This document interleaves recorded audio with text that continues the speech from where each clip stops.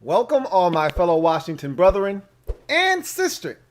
I am your man and resident Washington football team fan, Lou. Thank you for joining me here on the Washington Football Report. So, a lot to get to tonight. I think I say that every week, but every week we find a way to talk for 2, 3, sometimes even 4 hours like last week.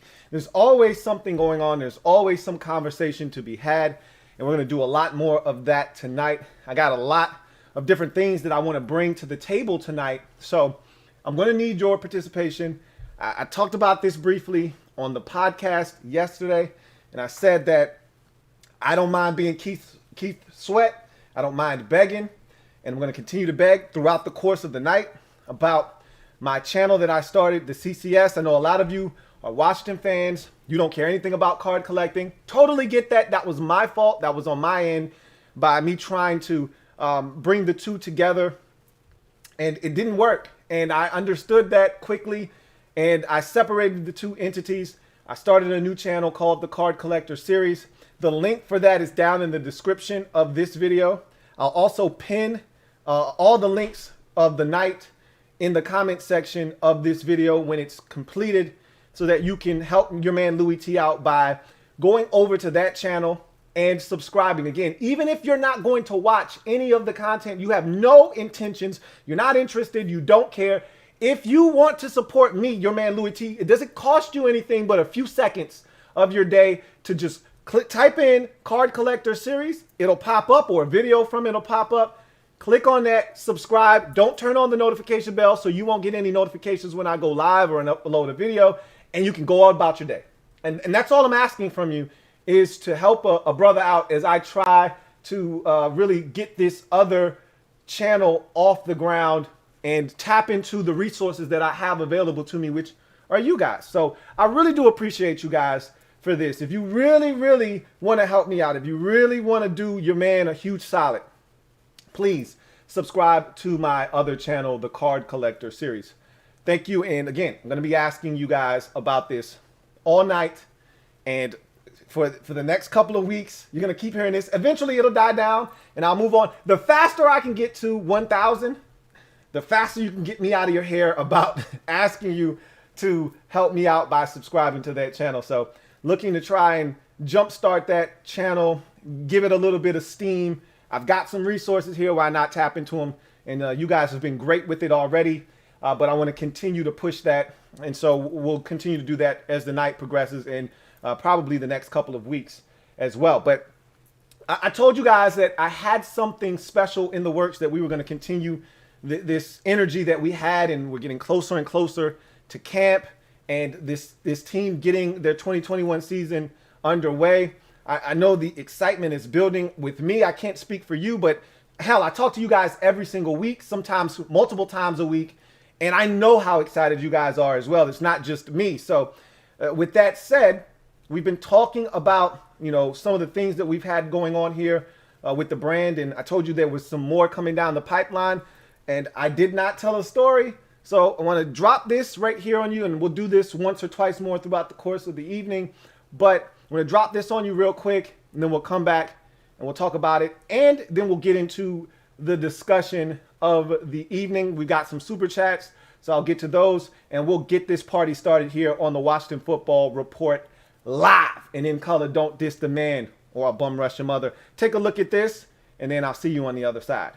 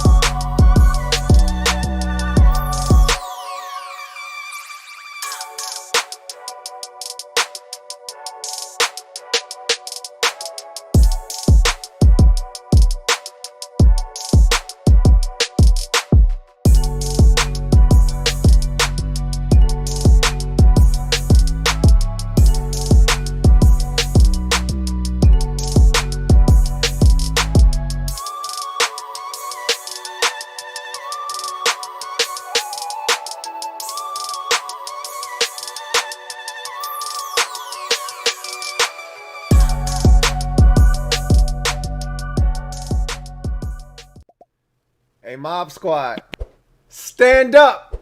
We in the building, and we officially are in the building with the brand new launch of the Mob Squad merch. This is something that I've had in the works for a little while. I wanted to continue to have it build steam. We've built that community up. It's getting close to the time of the season, and I want to throw out a couple of things too. I forgot to do this, so I'm going to do this real quick. And I'm sporting one of the shirts right now, as you can see. Mob Squad. That's the front. Show you the back real quick. So I'm sporting one of the shirts right now, and obviously you saw that it comes in black. It comes in burgundy. We got hats. We got everything that you need to let everybody know who we are, what we stand for. It's the Mob Squad. We in the building. Stand up. We in the building. And I got a few people that I want to make sure that I hold them down, because they've been holding me down in the Mob Squad. I haven't been as active in the Mob Squad after the season was done. You know, obviously I'm all over the place. I got a whole bunch of different endeavors that I'm trying to get off the ground. I'm doing spots on other channels and all kinds of stuff. So needless to say, the schedule is hectic. So, but in order to keep the Mob Squad afloat, people had to continue to be active in there. And there were three particular individuals that were a part of the Mob Squad that continued to comment and keep the conversation going in there. And if you are one of these three people, get in my DM, okay? Get in my DM, and it doesn't matter on what socials you decide to do it on, IG, Twitter, or on the Mob Squad itself. Probably be easier if you did it on the Flick app in the Mob Squad. But I'll synchronize how we'll get this done. I'll reach out. You reach out to me. Matter of fact, don't do it on Flick. Do it on Twitter or on IG, okay? And if you don't have either one of those, we'll figure it out. We'll probably have to do it on the Flick app. But more likely than not, if you have the Flick app, you probably have IG or Twitter. Anyway, Austin on the Flick app in the Mob Squad. So Austin, if you're out there, Rodney Ray, if you're out there, and Misunderstood, Rodney Ray, Austin, those three individuals, if you are out there, if you're watching this video, hit me up on either Twitter or IG to let me know that you're one of those three people, okay? And then I'm going to synchronize with you so that I can verify that it is you, and we're going to get you one of these shirts. We're going to get you one of these shirts out. You guys have been really the heartbeat of the Mob Squad over the last 3 months or so, when there hasn't been a lot of activity. You've been pouring into the Mob Squad, keeping that conversation and community going, and I want to do my part to make sure that you know that doesn't go unnoticed. So Austin, Rodney Ray, and Misunderstood, if you're out there, I got a free shirt for you, Mob Squad shirt, to bless you for keeping the Mob Squad active and going during this sabbatical period. But we're looking to get this Mob Squad up to ridiculous heights, and it's only going to happen if you guys are a part of the movement. So again, if you haven't already joined the Mob Squad on the Flick app, the link is down in the description of this video. I will also pin that comment in the comment section of this video when it's over, so you can go over there and become a member of the Mob Squad. Stand up. We in the building. And again, if you're out there, make sure, mods, do me a huge solid. Drop those links in the comment section of this live video so that people that are watching this video that haven't already gotten any merch, you can go up. It's live. It's active on the website right now, printchamps.com. Go get you some merch. So drop that link in there as well. But if you haven't already subscribed to the Mob Squad and you're not a member, go ahead, drop that link in there for them as well. And the CCS. I told you there's a lot going on. If you haven't already subbed up to the CCS, and I'm over here begging and I'm pleading for you to do so, drop that link in there for them to do that as well. Really appreciate my mods. You guys do an awesome job. Couldn't do this without you. So with that said, Mob Squad, we in the building. Stand up. And also, my mods, I got you on a Mob Squad shirt as well. You guys have been holding me down, so once again, I'm gonna hold you down. So you let me know which ones you want, and which one you want, and I got you on a shirt for my mods. You guys are also the heartbeat of what we do here on the Louie T Network. So I want to make sure that I bless you with a shirt, hat, whatever it is that you would like to have. So with that said, that's a hell of a way to get the show started, right? A lot coming at you. But again, Mob Squad shirts. All right, stand up. We in the building, baby. That's right. The merch is now available. You'll see me advertising this. Again, much like we did with the Ron's Plans t-shirts, it is a pre-order situation. So this is limited time only. We're not going to be selling these all season long. It's going to be for a limited time only, probably the next month up until training camp. And then we're going to shut this thing off and we're going to switch our direction to something else. So make sure you get in on this. If you're a member of the Mob Squad, let everybody know you're a member of the Mob Squad, okay? And we're deep, all right? And we're trying to get this thing even deeper. We're already 800 plus strong. I'm trying to get this thing up over 1,000, okay? I want us to be 1,000 strong. I want us to really be in the building. When we say we in the building, I want us to really be in the building, all right? And let everybody know that you in the building. Mob Squad, all right? So with that said, really do appreciate you guys for all the support that you've given me here on the Louie T Network, and we're going to continue the momentum because as another show says, the momentum is real. So with that said, got a few super chats. I want to go ahead and get those. Don't want those to go away. So we'll knock those out real quick. Get the party started tonight. Quentin Ruiz, thank you for the super chat. Greatly appreciate you. My guy Quentin writes, if you had one concern besides quarterback, what would it be? Thank you for the super chat, Quentin Ruiz.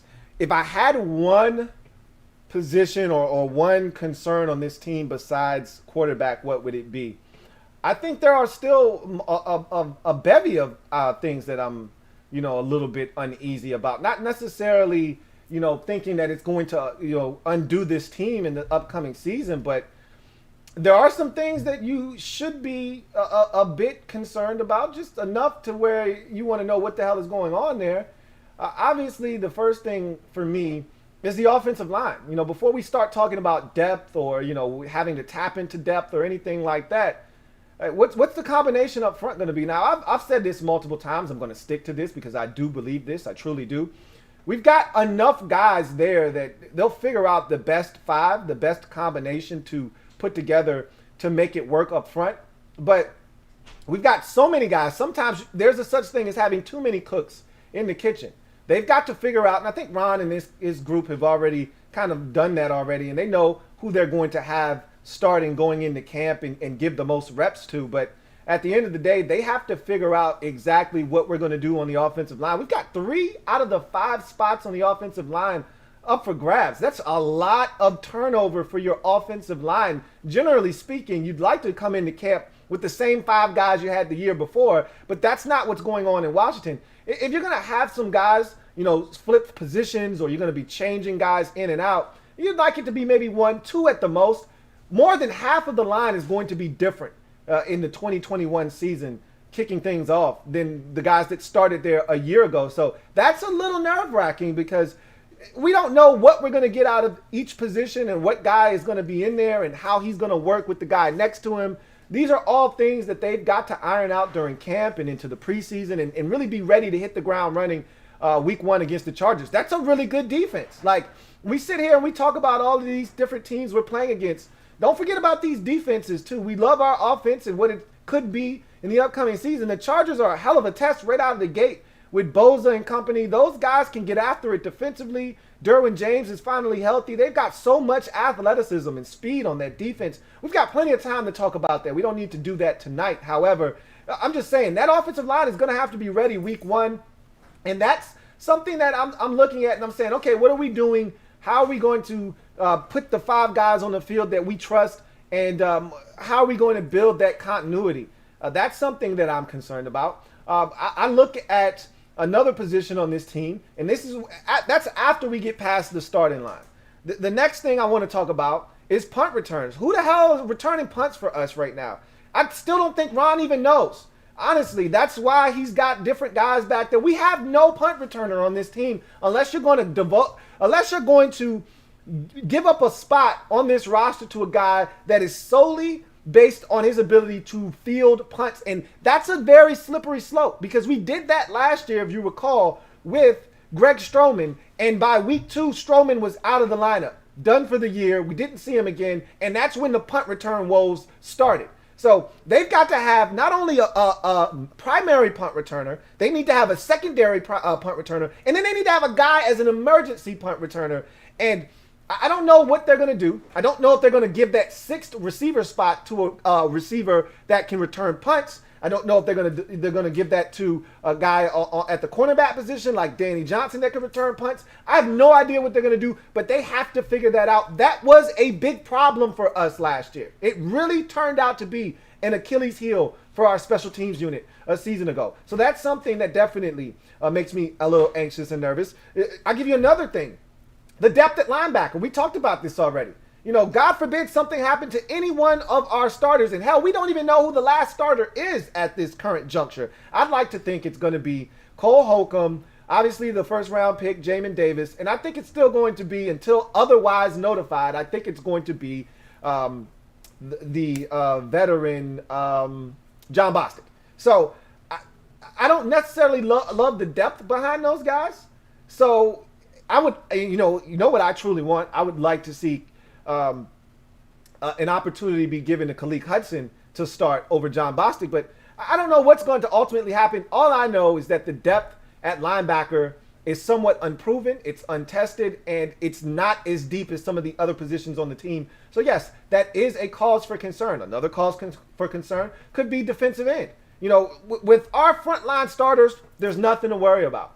But what happens when we got to start tapping into that depth? Do we have enough to sustain success? I love the selection of Shaka Toney. Shaka Toney. I love the selection of Shaka Toney. However, Shaka Toney is a guy that I want on the field on 3rd and 7. Not necessarily a guy I want on the field on 1st and 10 or 2nd and 7. So, again, Shaka Toney's good in obvious passing situations, but is that a guy I want on the field in an obvious rush situation? No. That's probably more James Smith-Williams. That's probably more, William Bradley King, or one of those other guys, Casey Toohill maybe. And even he had his struggles in the run game last year, to Casey Toohill. But, this is a new year. I don't want to just keep talking about what they did or didn't do last year. There are a number of different, I could keep going on about things that I may be concerned about. My chief concern is the offensive line. Got to fix that, because we can talk about how we love the receivers, we love the running back position, we think we can do this at the tight end position. We can talk about all that stuff. If the offensive line is not correct and it's fractured or there are issues up front, none of that stuff matters. It really doesn't. So offensive line is the chief concern for me right now. Then we start going to other positions. I think secondly for me would be punt return. That would be the next thing that I'm worried about. Who the hell are you going to put back on punt returns? Because this was a problem last season. And it cost us a game against the Carolina Panthers. So, thank you for the super chat. Quentin Ruiz. Got one again from Quentin Ruiz. Double up. Thank you for doubling up, Quentin Ruiz. Greatly appreciate you. My guy, Quentin Ruiz, writes, I feel you getting nervous. Patterson greater than Barber. And he has a laughing emoji. I'm not nervous about anything. If they decide to go with Patterson over Barber, I'm not upset about that. They know what's best. I just can tell you this. Barber, last year, Peyton Barber, I went into the season with Peyton Barber with no expectations. When they decided to cut AD in favor of Barber, I was shocked.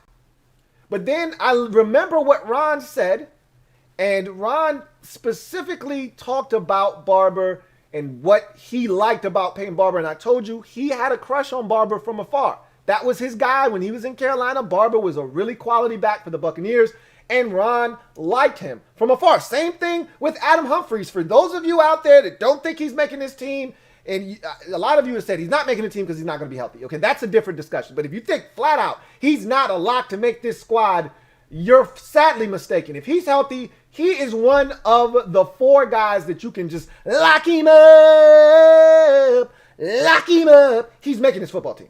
That said, I was shocked when he made the team last year, in terms of Peyton Barber. However, he proved his worth. And that was not just weighted in gold, it was weighted in platinum. When you can convert 3rd and 4th and short at the clip that he did last year, which was at 100. I know somebody brought up he didn't get the 2-point conversion in one of those games. I ain't talking about that. I'm talking about 3rd down, 4th down. You're on a drive. You're trying to continue either the bleed clock or you're trying to continue a drive and you need a 1st down. He was money. He was more than money. He was a lock. You can't quantify what he meant to this roster last year.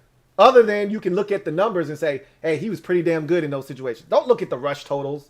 Don't look at, yards per carry or any of what he did for us last year was he made sure drives didn't end on 3rd down and 4th down. And I pay money for that.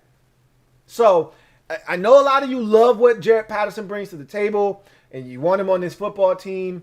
I want him on this football team. I'm just telling you, if it's at the expense of Peyton Barber, so be it. But if he's not on the roster and they decide to keep Peyton Barber, I am totally fine with that because I know what I'm getting out of Peyton Barber. And again, you can't quantify what that means. And if you tell me Jaret Patterson is going to be able to do what Barber did and then some, show me. I'm from Missouri. Show me. Don't tell me, show me. Because I don't believe you. You need more people. I don't believe you. You need more people. I don't believe you. Because I haven't seen a guy, not in one of these uniforms, not in one of these jerseys that were burgundy and gold. Haven't seen one of those guys do what Peyton Barber did for us last year. But I'm not nervous because if they go with Patterson, all right, let's rock with Jaret Patterson. Let's see what the young fella has. I'm not going to be upset, but you know how I feel about Peyton Barber. And I told you guys this already. Don't quit your job until you have another one. Don't get rid of Peyton Barber unless you got a guy that can fill his void and fill the niche he's carved out for himself on this roster. Don't get rid of him if you don't have another guy that can do that. Because there wasn't another guy on the roster doing that. So, I'll just say that. But thank you for the super chat and doubling up Quentin Ruiz. Got another one here from Landry Balbin. Thank you for the super chat, Landry Balbin. Greatly appreciate you. Landry writes, Geis charges got dropped. Cut Barber, sign that beast ASAP. Also, Louie, if it were up to you to decide our starting quarterback for next season, who should it be? So let me go ahead and pump the brakes right here. And I'm going to ask you very kindly, Landry, drive slow, homie. Drive slow, okay? Not only is Darius Geis not coming back here, Darius Geis probably won't be back in the league at all. Now, you talk about charges being dropped. I'm listening to all of these different people, and it's not just one person with accusations being launched at Darius Geis. He literally choked out his girlfriend, okay, on multiple occasions. That wasn't the first time. There are sexual assault and rape accusations on the campus of LSU. This guy is a tyrant, it sounds like. Whatever the case may be, Ron and company already had questions about Darius Geis's maturity.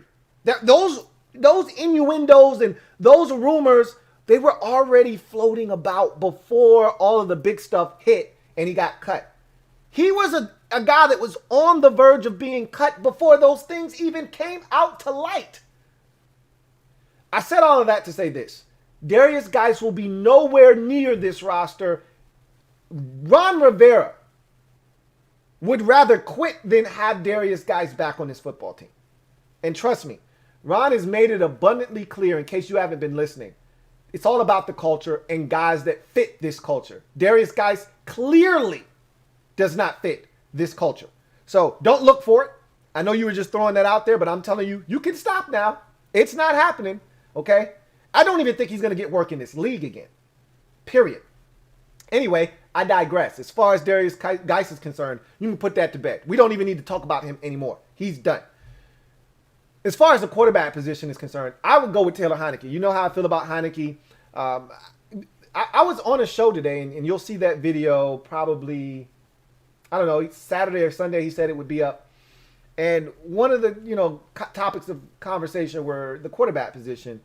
And, one of the things I said on his show, not to talk too much about what's going to be on his show, was the quarterback position in particular in Washington. And he asked me about, what I thought about the quarterback room and who I thought should start. And I told him why the intrigue around Taylor Heinicke is so great. And the conversation came up because I didn't even bother to mention Kyle Allen. Not because I don't believe in Kyle Allen. I told you guys that I really liked what he did for us last year. More so because he's coming off of a broken ankle that he's not 100% healthy off of. So he's already told us in OTAs, I'm not 100%. I'm working towards getting back there, but I'm not there yet. I think this is a two-man race, if it's a race at all. Obviously, Ryan Fitzpatrick has a tremendous head start, okay? And in order for Taylor Heinicke to catch him, surpass him, and win the race, essentially, Ryan Fitzpatrick has to pull up lame or he has to stop running. There's no way with the lead that he currently has in that race that he's going to lose unless something happens or he just decides, I don't want to win. So I didn't bring up Kyle Allen because I don't think he's a part of the race right now.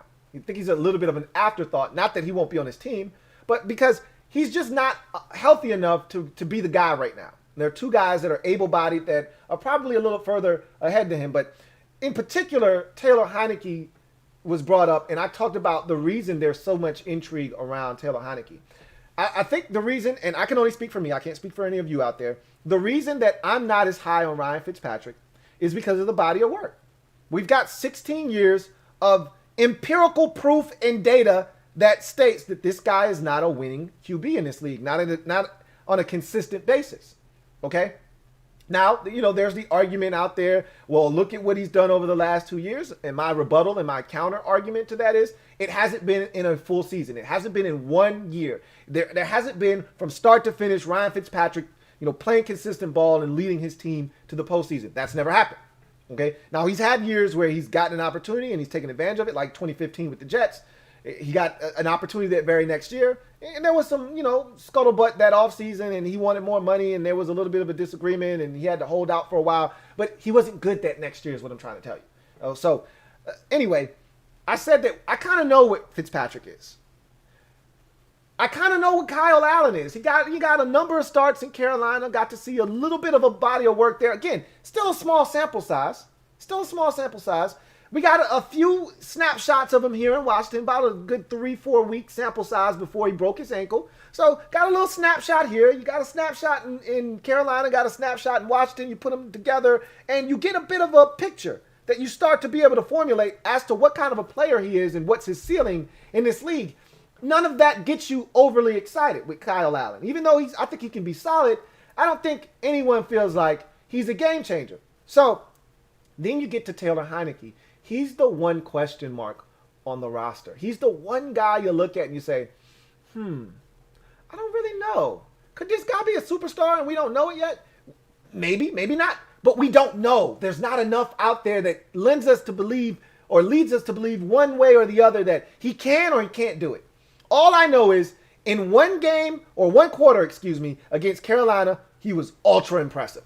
All I know is that in his second appearance in a Washington uniform, he starts his first game as a Washington football team member in a playoff game against the eventual Super Bowl champions. Granted, they did not have their best defender and arguably the best player in the entire playoffs, Devin White. However, he went out and he put on a masterful performance, gave us a chance in a game that most people didn't give us a chance to even be in.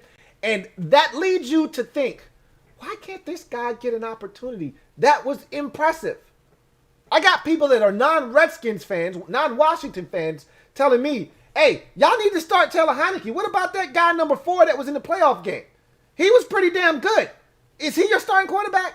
And I got to tell him, nah, we got Ryan Fitzpatrick. Ryan Fitzpatrick? Over the guy I saw against Tampa? Y'all tripping. I got to deal with that all the time. The reason that there's so much intrigue around Taylor Heinicke is because there's some mystery shrouded in what he's done and what he could potentially be. We don't know. We think we know what Kyle Allen is. I think I know. No, I know what Ryan Fitzpatrick is. Okay, 16 years is plenty of data for me to be able to determine and come to a conclusion on what Ryan Fitzpatrick is. I know what those guys are, but Taylor Heineke is different. I don't know. You know, we could be sitting on, you know, the next big thing at the quarterback. We could be sleeping on that guy. You know, we could be sleeping on, you know, him turning into Rich Gannon, who won an MVP late in his career. We could be sleeping on Kurt Warner. You know, in that story, we all know how that turned out for Kurt Warner. Wins the Super Bowl with the Rams, takes them to another one, takes the Arizona Cardinals to a Super Bowl, falls just short. Like, we know what Kurt Warner's story is. He's a Hall of Fame quarterback. He was an afterthought. We could be sleeping on a guy that could potentially have that kind of story that we just will never see written because he doesn't get an opportunity. And that's why so many people are intrigued by Taylor Heineke, because we don't know. He might stink. He might be absolute ass. But we still want to find out. We don't know. There's only one way to find out. And it's not with him standing on the sideline with a ball cap on, with a headset in his ear, listening to the play calls. The only way to find out is if he's on the field under center, week by week, going through the motions and showing us what he can do. So I think that's why so many people want Taylor Heineke to get an opportunity. But that's who I want to be the quarterback. It's not what I want. It's what's going to happen. And Ryan Fitzpatrick is going to be the quarterback of this team week 1. I feel almost 1,000% confident of that. Again, barring some kind of catastrophe, which I don't want to happen. Even though I want to see Heineke in there, I don't want to see it at the expense of somebody getting, you know, injured or anything like that. So, what up, William? Thank you for the super chat. Landry, Balbin, Carlton Bogano Jackson, my guy CPJ. Thank you for the super chat. Greatly appreciate you, my guy CPJ writes, "What's up, Lou? What up, Carlton? What up, CPJ?" He says, checking in on you. I subscribe to your other channel. Really appreciate you for that, man. Thank you, thank you, thank you. Big ups for doing that. And for all of you, let me say this right now. For all of you that have subscribed, because I know a number of you have subscribed. You let me know in the comment section of various videos. I truly do appreciate it. Because I know a lot of you, 90% of you, have zero interest in what I'm doing on that channel. None. And you still win and support. And that's what I'm talking about. That's the love I need from y'all. Okay? And that love is reciprocated. Okay, but that's the love I need from y'all. And I knew I could count on y'all, and that's why I'm asking this of you. Okay, so I really appreciate you. You said, all love over here. Let's get it. Thank you, CPJ, man. Really do appreciate you. Thank you so much. I got another super chat.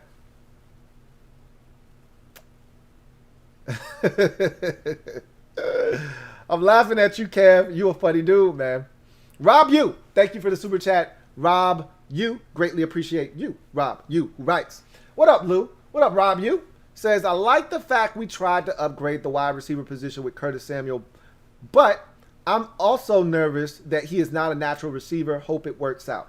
So that was one of my, you know, pet peeves when we were talking about free agent wide receivers and why I wanted this guy over that guy and this guy over that guy. And one of my chief complaints with Curtis Samuel is he's not a true number 2, you know, in my mind, at least. Now, that's not to say he can't be. But I would put money on it that De'Ami Brown is more of a true number 2 wide receiver than that of Curtis Samuel. Curtis Samuel, this is the thing I don't want you guys to misconstrue, though. Curtis Samuel is fully capable of putting up number 2 type numbers with the entirety of what he brings to the table. Again, it may not just all be like Terry's numbers. 97% of Terry's numbers are going to be receiving numbers. Yeah, Terry may get a jet sweep every now and again, every blue moon. But Terry, the bulk of what Terry's going to produce for us isn't going to be in the jet sweep game or anything like that. Terry's damage is going to be done as a wide receiver. You know you can count on his production at the receiver position. Not as a running back, not as a jet sweep guy, but as a receiver. Okay? However, conversely, Curtis Samuel is a guy that he gets his numbers in a multitude of ways. He's a guy that can catch, 50, 60, 70 balls for 800 and some change, which is what he did last year. He could turn around and run it another 30, 35, 40 times, which he did last year for another, 300-400 yards. And he can help you in different ways, doing that. Out of the backfield, jet sweeps, underneath a wide receiver screen, short to intermediate, and then he can stretch you vertically. So he can do a lot of different things. And when you look up, his total yardage for the season might be 1,100 or 1,200 yards. Didn't all come as a receiver catching the football, but that's still quality production. Hell, if he gets 1,000 yards total, 600 receiving and another 400 rushing, that's 1,000 yards. That is tremendous second option numbers. It's not in your traditional sense, but that's the production that we're looking for. So he's impacting the game. So I'm not so worried about that, especially after adding Diami, because I know he can fill that void, worst case scenario. However, I just love the fact, as you mentioned, and I'm going to double down on what you said, I just love the fact that they went out and addressed a position that needed to be addressed. That was the biggest need in the offseason. It was 1A, 1B between linebacker and wide receiver. If you were going to take one big need on each side of the ball, those were the chief needs on each side.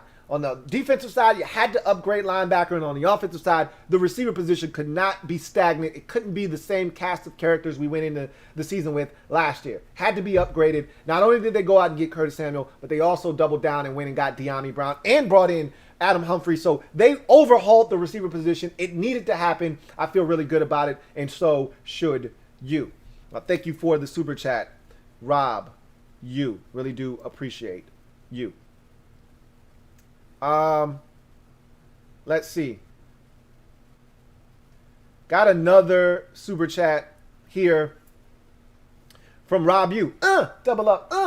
Thank you for doubling up, Rob U. Greatly appreciate you for doubling up as always. Rob U writes, Lou, I know we've turned the chapter on Geis, but man, I thought that kid could have been really, really good here had he kept it together. I do think that he had a bright future if he could stay healthy, one, and two, keep his head screwed on straight. Look, the talent was never in question with Darius Geis. You don't get into LSU and play behind Leonard Fournette and do the things he did at LSU in the SEC if you're not a talented guy. The talent was never a question. There's a reason why Darius Geis, who a lot of people looked at as a first-round caliber back, there's a reason he slid to the second round before we stopped the slide. There were off-the-field issues with this kid. A lot of people vetted him, and they said, you know what, not our cup of tea. We're going to move on, and we're going to go in a different direction. But that doesn't speak to the talent with Darius Geis. That speaks to the character of a Darius Geis. Darius Geis, the person. And what Ron is trying to instill in this organization is that how good you are as a football player is superseded by how good you are as a person. Because if you're a great football player, but you're a douche of a person, ultimately, it's going to impact this organization. Whether it's in the locker room or off the field, you're going to impact this organization negatively eventually. And so he's trying to negate that.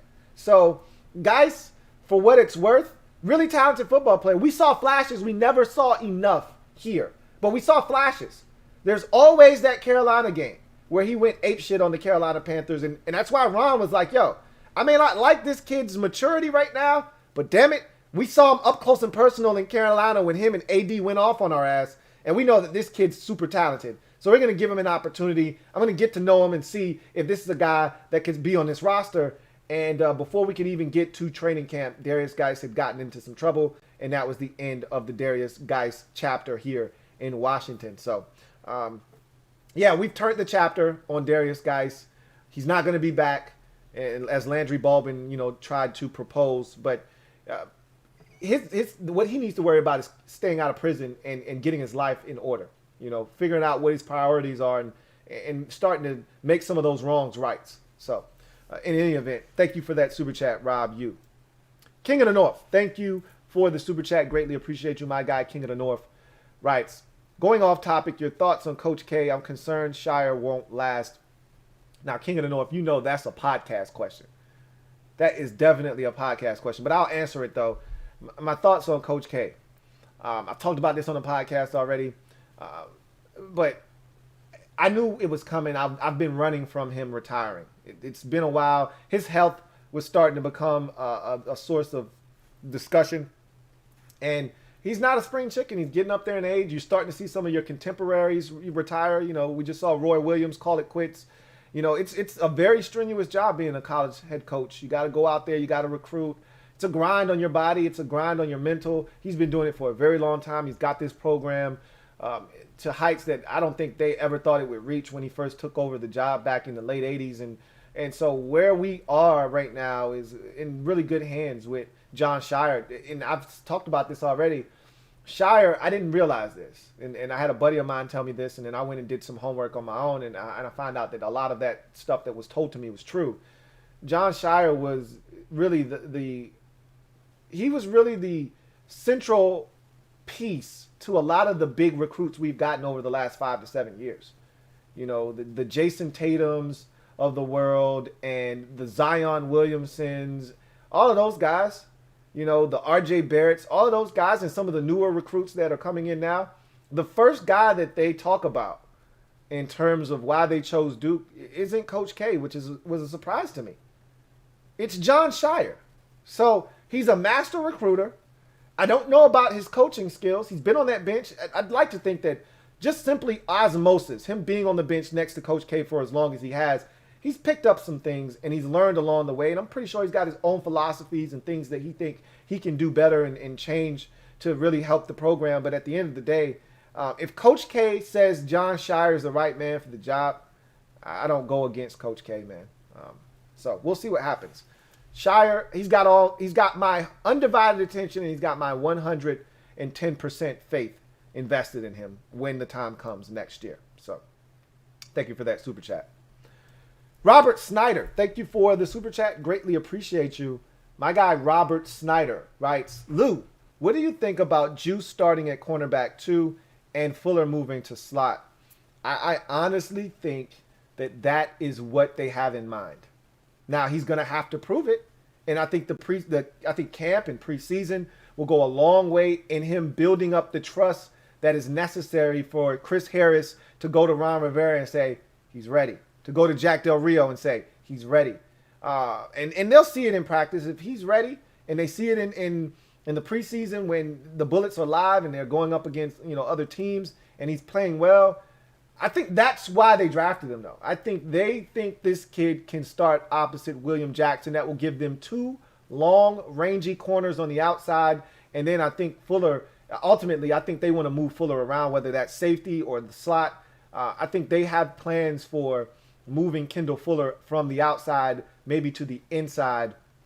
And I think ultimately that's why they drafted him. They didn't draft him to just be like, a third wheel like Fabian Moreau was last year. No. They drafted this kid to potentially start and take over for Kendall Fuller on the outside to pair with William Jackson to give them the diversity that they need to have 2 big corners on the outside. William Jackson, a longer corner at 6 feet, 6'1", and then he at 6'3", Benjamin St. Juice, or Juice as they call him, at 6'3", with long arms. I think that's what they envision this defense looking like in the secondary at the cornerback position. And I do think them moving Fuller inside is a realistic possibility. Even though Ron hasn't seen Fuller in the nickel, he was in the nickel here in Washington way before Ron got here. Obviously, I'm not telling you anything you don't already know, but I'm pretty sure they're aware that he can play inside, and maybe that's something we'll see in camp and into the preseason. But I think it may not happen right away. Like, I don't expect Juice to be starting opposite William Jackson week 1. But it wouldn't shock me. We get to week 7, 8, 9 of the season, and we look up and we see Juice, at cornerback. That wouldn't shock me at all as the starter and Kendall Fuller inside as your nickel. Could happen. Thank you for the super chat, Robert Snyder. That was a good observation. I think that's what's ultimately going to happen. Got another super chat. This one is from my guy, Derek B. Thank you for the super chat, Derek B. Greatly appreciate you. My guy, Derek B. writes, quote, we can't keep all of our stars, close quote. He says, BS. The Cowboys have $102 million plus cap on 6 players. We just have to pay the Ron's guys at key positions, DN, wide receiver, quarterback, offensive line, cornerback, and D tackle. All right, so while I understand where you're coming from, the Cowboys don't have two edge rushers that they could potentially be paying $100 million contracts to. They've got it divvied up over, as you said, multiple positions: quarterback, receiver, and that's part of the reason they're not going to re-sign Michael Gallup more likely than not next offseason. Why? Because they've already invested in Amari Cooper, and they're going to keep CeeDee Lamb if he is what they think he is, and they're ranting and raving about him right now going into his sophomore season in the league.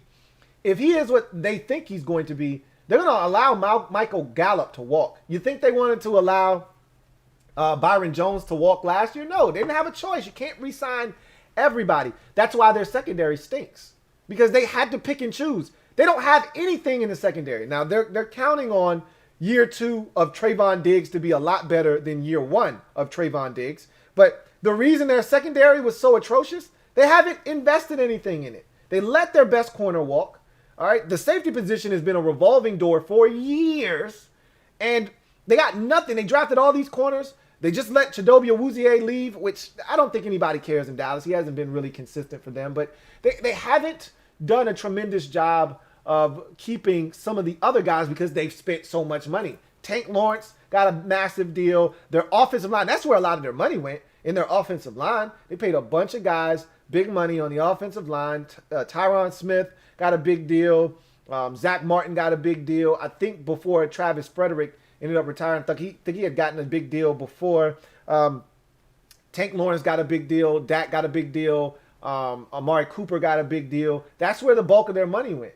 So when you do that, though, it comes at the expense of other positions unless you're drafting well. And the Cowboys usually draft well. They haven't done the best of jobs of late. I think they've tried to be a little too creative and too cute here lately. But most of the time, they've done a really good job of drafting. And you have to. If you're going to spend that much money on 6 players, then you better be drafting your ass off and be able to have a lot of these other players on rookie contracts that are extremely cheap. But they don't have 2 edge rushers. They don't have 2 or 3 interior defensive linemen that they want to hold on to. They don't have, a wide receiver that's going to get paid here shortly. They did just pay their linebacker, Jalen Smith. So they did do that. But, we got all of these dudes. I just named the entire defensive line we want to keep. We want to keep Cole Holcomb. We want to keep Terry. We're going to, again, this is the last year of the deal of J.D. McKissick and Logan Thomas. I don't know if both of those guys will be back, but I'm telling you right now, Logan looks like he definitely is a guy that they'll want back, especially if he repeats what he did last year and even builds upon that. So, J.D. McKissick may be expendable. You may not have to pay him, especially if you really like Jarrett Patterson. He could probably fill that void maybe, but we'll see. I said all of that to say this. All of this money that we're talking about, the difference between our roster and their roster is the simple fact that they had to pay a quarterback. We don't. We don't have that guy right now.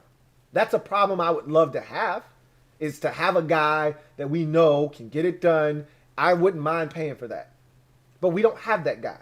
So when we start divvying up money, we don't have to worry about saving $150, $175 million for the quarterback. We don't have that guy yet. That guy doesn't exist in Washington at the current moment. So it allows you to spend on Jonathan Allen, on Daron Payne, on Montez Sweat, on Chase Young. But just know that if that quarterback does eventually come along, like next year, or you trade for a guy, which is why you want to be very careful, because if a Rodgers comes available and we have a chance to get him, you got to pay him. So all of a sudden now your plans shift a bit. And that's why you have to stay flexible, okay? Because you don't know what the future is going to hold. We didn't know last year when we were gearing up for the 2020 season, we didn't know that potentially Matthew Stafford, Carson Wentz, Aaron Rodgers, and Deshaun Watson could potentially be available via trade. We had no idea that those guys would be rumored and talked about. Hell, Russell Wilson, throw him in the mix. We didn't know that any of those guys would be potential trade targets in the upcoming offseason. So as we sit here gearing up for the 2021 season, we don't know who's going to be available next offseason. We don't know if Matt Ryan's numbers all of a sudden look a lot better. I'm not saying that I want him, but you never know what this team decides. I've already said this. I'm going to say it again. The Super Bowl window is open now if you have the right quarterback for this roster. So if Ron is looking at this team, and let's just say we go 9-8 this year, and we just missed out on the postseason. And one of the reasons we missed out on the postseason, lack of consistency at the quarterback position. Ron looks at this roster and he says, look, we could have easily went 12-5 this year if we had better quarterback play. That may force Ron in the offseason to get uber aggressive and say, you know what? We still got Chase. We still got Montez. We still got Daron Payne, all on rookie contracts. Terry on a rookie, but we probably need to go ahead and pay Terry right now. Cole Holcomb on a rookie, probably need to go ahead and pay him right now. Don't have fifth-year options on those guys, so need to take care of them. But we still got the bulk of the guys that are going to cost us the most money. We still got those guys on rookie deals. We better go after it right now and strike while the iron's hot. So, again, while you make that claim that you can sign all these guys, when you do that, you limit the ability to be able to sign other players. Look, I don't want to be in the cap situation that the Cowboys are in. Every year the Cowboys are in cap hell. They're always up against it. They're always penny pinching, having to find creative ways to fit under the cap. They're having to cut guys loose, so they're going to have to restructure this contract, to restructure that contract. I don't want to find myself in the position that the Cowboys are in, okay? You can't sign everybody, I'm aware. You want to, but you can't. That's the reality of the situation because there's a hard cap. Can't re-sign everybody, and that's okay. So they've got to figure out which guys are the ones you want back and which ones we can live without, or you got to start drafting these guys' replacements. So I'll say all of that. I said all of that to say this. We differ from Dallas because we don't have the quarterback we have to pay. Our deals are going to look a lot different because there's not a $140 million deal waiting for somebody. Now, that could change by the time Chase Young comes around. He might be signing a $140 million deal. Who knows what the salary cap looks like 4 years from now, 3 years from now. But I can just say that we're in a really good spot cap-wise. I want it to stay that way. And they need to be smart. And Rivera said this on a podcast recently that, you know, they want smart deals. They want fair deals, but they want these guys back. But they want to do it with the forward thinking of, hey, we got other guys we have to pay too. We can't overpay for this one guy and put us in a bind when it comes to signing this next guy. And every contract, and I just want you guys to know, they've done a magnificent job with these contracts. We didn't overspend on William Jackson III. We didn't overspend on Curtis Samuel. And remember what I kept saying this offseason was, hey, when you sign this next receiver, because we're going to sign somebody, make sure that you don't go overboard for this guy, because when Terry's deal comes up, and I told you, I had this discussion on my podcast, and I talked about one of the corners in Miami, Xavier Howard, looking at Byron Jones, who was signed on a free agent contract last year by the Miami Dolphins. I talked about him looking over at his teammate and saying, hey, why is this dude making $3 more million than me? I need more money. And the Dolphins are like, bro, we just paid you. And he's like, I know you just paid me. That was 2 years ago. You went out and signed this dude next to me and gave him more money than you gave me, and I'm better than him. I'm pulling in 6 interceptions every year. He's not. Pay me more money or else. I don't want that happening in our locker room. And I told you, that's the kind of shit that will break up locker rooms. That's the kind of thing that will happen. We're humans. And if I think I'm better than the guy you just said, that was the problem here in Washington 4 years. Instead of re-signing Ryan Clark, which Sean Taylor was adamant that we needed to do, he was the glue to the defense. Instead of re-signing Ryan Clark, Daniel Snyder and Vinny Serrato thought it was a great idea to get rid of Ryan Clark, not pay him, lowball him. He wasn't even asking for a lot of money. Okay? He was asking for pennies on the dollar.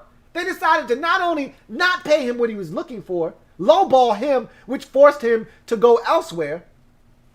They went and spent a boatload of money on Adam Archuleta that didn't even fit their defensive scheme. He ended up being the personal protector on this team. Instead of giving the money to a homegrown product in Antonio Pierce, they decided to go outside and spend money on someone else. And I don't remember if it was Jeremiah Trotter or who the hell they brought in here. But it should have been Antonio Pierce. Instead, we had to watch him win a Super Bowl with the damn Giants. That was our guy. Undrafted out of Arizona. He should have been here. For too long, we've paid other guys and not our own. Now, that hasn't happened in recent memory because we haven't had a lot of guys to re-sign. Okay, let's just be honest with each other. But now it's a new culture. It's a new day. It's Ron's plan. Ron's plan. And because we have the ability, we have the cap flexibility, we know which guys are ballers and who are not, we know who we need to pay and who we don't need to pay. You got to take care of your guys, and you can't have one of your guys looking over at somebody that you just brought in here from the outside and say, hey, we're going to pay him more than we're going to pay you. So by them getting that contract for Curtis Samuel the way that they did, it sets them up now when Terry's deal comes up. They don't have to spend $18 million a year on Terry. I think they signed Curtis Samuel to a 3-year, $36, $39 million, somewhere in there. It's either 12 or 13 per year. Whatever it is, you feel good about it because when Terry comes up, you know, if you offer Terry 15 or 16 per, that should get the job done, I would think. And Terry may be looking at it and saying, nah, that's not enough. Whatever the case may be, you don't have to. He'll exceed the contract that was given to Curtis Samuel, and he should because he's the best we have. And we don't have to worry about getting into a bidding war with a guy that we just signed here. So I said all of that to say this. Our situation doesn't look anything like Dallas's. You can sign a lot of guys. Seattle did it in the mid-20 teens. You know, they did it when they re-signed the Legion of Boom. You know, they re-signed every single one of those guys. Cam Chancellor, Earl Thomas, Dick Sherman. All of those guys got paid. Bobby Wagner. All of those guys are back. KJ Wright. They brought back every single one of those guys. All right, and they kept it together. The reason they were able to do that, Russell Wilson was on a rookie deal. The minute they had to pay Russell Wilson, they stripped everything down to its core and started anew, essentially. So you can do that while you're not paying a quarterback. We're not paying a quarterback, so we can do whatever we like. Yeah, but the minute you get that quarterback, shit changes. And that's all I'm telling you. Whether that's a veteran that we trade for and got to pay him, or it's a rookie that you look and you got to find out if he's any good first. But if we find out by year 2 this kid's legit, then you know 2 years down the road we're gonna have to pay him. You got to start setting up your ducks in a row. Don't want to be like the Raiders and get to a point where you get to your franchise guy and he's looking like, all right, what y'all got for me? And it's like, Khalil, listen. Khalil, baby, here's the deal. So we spent all of our money on the offensive line. So the money you're asking for, we don't have it yet, but we can get it. And he's like, you don't got my money. I want out. You don't want to get into a position like that. And I think the guys here are smart enough to not put us in a position like that. So anyway, I digress. Thank you for the super chat, Derek B. Got another super chat. This one is from John Livingston. My guy, JL Smooth. Greatly appreciate you. Who writes, what up, Lou? What up, JL Smooth? He writes, what do you think about the new helmet rule and bringing back some of the old unis? Top 3, mine has to be 1, Denver, 2, Seattle, and yeah, I'm biased with that red helmet slaps. Bills, 3. So I saw the rule. I'm going to talk about it tomorrow on the podcast. So I don't really want to elaborate on that here tonight, but I am going to talk about it. But there are so many helmets that just, oh my God. I know that Washington fans don't want to hear this, but the Kelly Green Philadelphia Eagles uniforms, they were always dope. Even back in the day when Randall Cunningham was playing, I absolutely love those unis. They're fire. And with the helmet, I must say, it just puts a little on it. And there are a number of teams that I think you look at it and they put their old helmets on. And whew. But that doesn't come into play until 2022. But I love it. I love the idea. Honestly, it was one of those things where you look at the NFL and you say, dude, what are you doing? Like, why are you being so stringent here? If teams want to wear throwbacks, let them wear the helmets too. Why are we being assholes about this? You know, but that's always been the NFL. So anyway, thank you for the super chat, JL Smooth. Got another one here from Lamerick Anderson. Thank you for the super chat, Lamerick. Greatly appreciate you. My guy, L.A. writes, Lou, I'm with you with the home field advantage at FedEx. The 24-0 loss to Philly sucked in 2018. Ronaldinho's plan will change that. CCS. Thank you for the super chat, Lamerick Anderson. I'm going to tell you right now, at the end of that 2018 season, nobody cared. That Eagles loss was in week 17. I'm going to tell you right now, that is the first Washington game probably in the last 20 years, 30 years, that I didn't watch a single second of. That's the only one. We've been really bad before, and there was nothing. I had nothing left to give this team at the end of the 2018 season. We were so bad, and we were so banged up. And at the end of that season, there was no reason to watch. I mean, the week prior was such an emotionally draining game that we had a chance to win. And we had Michael Floyd drop a damn touchdown pass. And we went to Tennessee on a Saturday in week 16, if you recall that game, with Josh Johnson at quarterback. And we almost pulled off a miraculous win. We were so bad that year. We had so many injuries. I don't even know how the hell Jay Gruden. It was one of his best coaching jobs. If you recall, the week before, we beat Jacksonville on the road. And we had the Titans on the ropes, man. And if we would have beat the Titans, it's crazy to say this because we were so bad, we still would have had a chance in the division going into week 17. But we lost that game. It was a gut punch. And I didn't have anything left to give that year. We were out of quarterbacks. Remember, we went through Dirty Chez and got our asses a mud hole stomped in us by the Giants. That's the game where at halftime I come on live and I say, fire everybody. This shit is atrocious. This is a joke. Fire everybody. We're down like 36-0 at halftime to the Giants at home with Dirty Chez at quarterback. That season was a mess. Alex Smith got hurt. Then Colt McCoy got hurt. And then just start raining in quarterback after quarterback. It was a mess. And so I didn't watch 1 second of that week 17 matchup against the Eagles. Not a single second. I was like, there's so much football on that matters. Our game doesn't. I'm not watching it. And I didn't. And that's the only game in the last 30 years that I didn't watch. And I still haven't watched a single second from it. It was so bad. And I had people tell me, hey, you didn't miss anything. You don't need to go back and watch that shit. It was so bad. And I saw the score. That told me all I needed to. Only thing that people kept telling me was, you should have seen how bad it was. There were no fans there. And all the fans that were there were all Eagles fans. So, it was a mess. And I think it might have been wet and rainy that day, too. Didn't help. Anyway, I digress. I think Ron's plan may, in fact, bring some people back. I still think there are people with apprehension, whether it's the name or, they still don't believe. They want to see it first. That aren't totally all the way back on the bandwagon quite yet. But I know. And there were a lot of people that put this team in timeout, and they should have.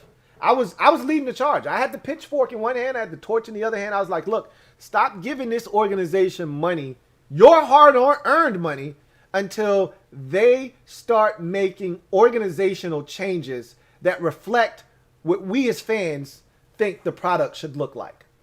And the first thing was they had to fire Bruce Allen. And if the hashtag wasn't enough, then you need to start digging into his wallet. And I know there are a lot of you out there, including myself, that said, I'm not buying another piece of merch. I'm not buying any more tickets. I'm not buying anything from concession when I go to the games. I'm not doing any of that stuff. I'm not paying for parking at the game. Nothing that's going to put money in this guy's pocket. He needs to feel this. And changes have been made.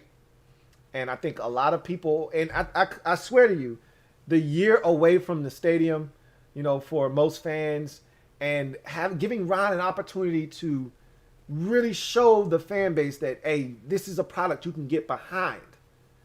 I think it has built up enough equity to where you're going to get some fans that, needed to see enough before they would come back. I think you're going to see some of them come back. Now you get off to a slow start, and they might go away again. So Ron's going to have to come out the gate swinging early in the season to give people hope. You want that week 2 matchup against the Giants for the house to be rocking, for the Giants fans not to come in, because you know all it is a train ride. For the Giants to take a train down to D.C., you don't want them to take over? Win in week 1 against the Chargers. Give them a reason to come out on a short turnaround on a Thursday night against a divisional foe. Give them a reason to turn out and turn up. You know, you lose in week 1, I can see the Giants coming in there 40% strong, taking over the joint, and another primetime game in which, you know, it's an embarrassing turnout for the squad from a fan perspective. And at the end of the game, if we're losing, you're going to hear the Giants fans, you know, chanting and taking over and cheering after every Giants play, which is embarrassing. So let's hope we don't get to that point this year. But we've been through it enough.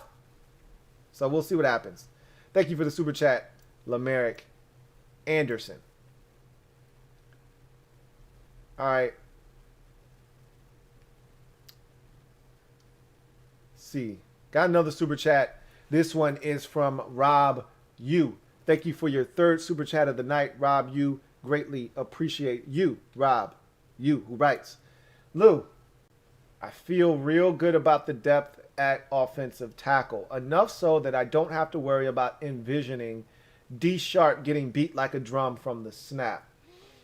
I feel that way too. I don't want him in the game at all. He's for emergency depth purposes only. Like, he is the definition of break in case of an emergency.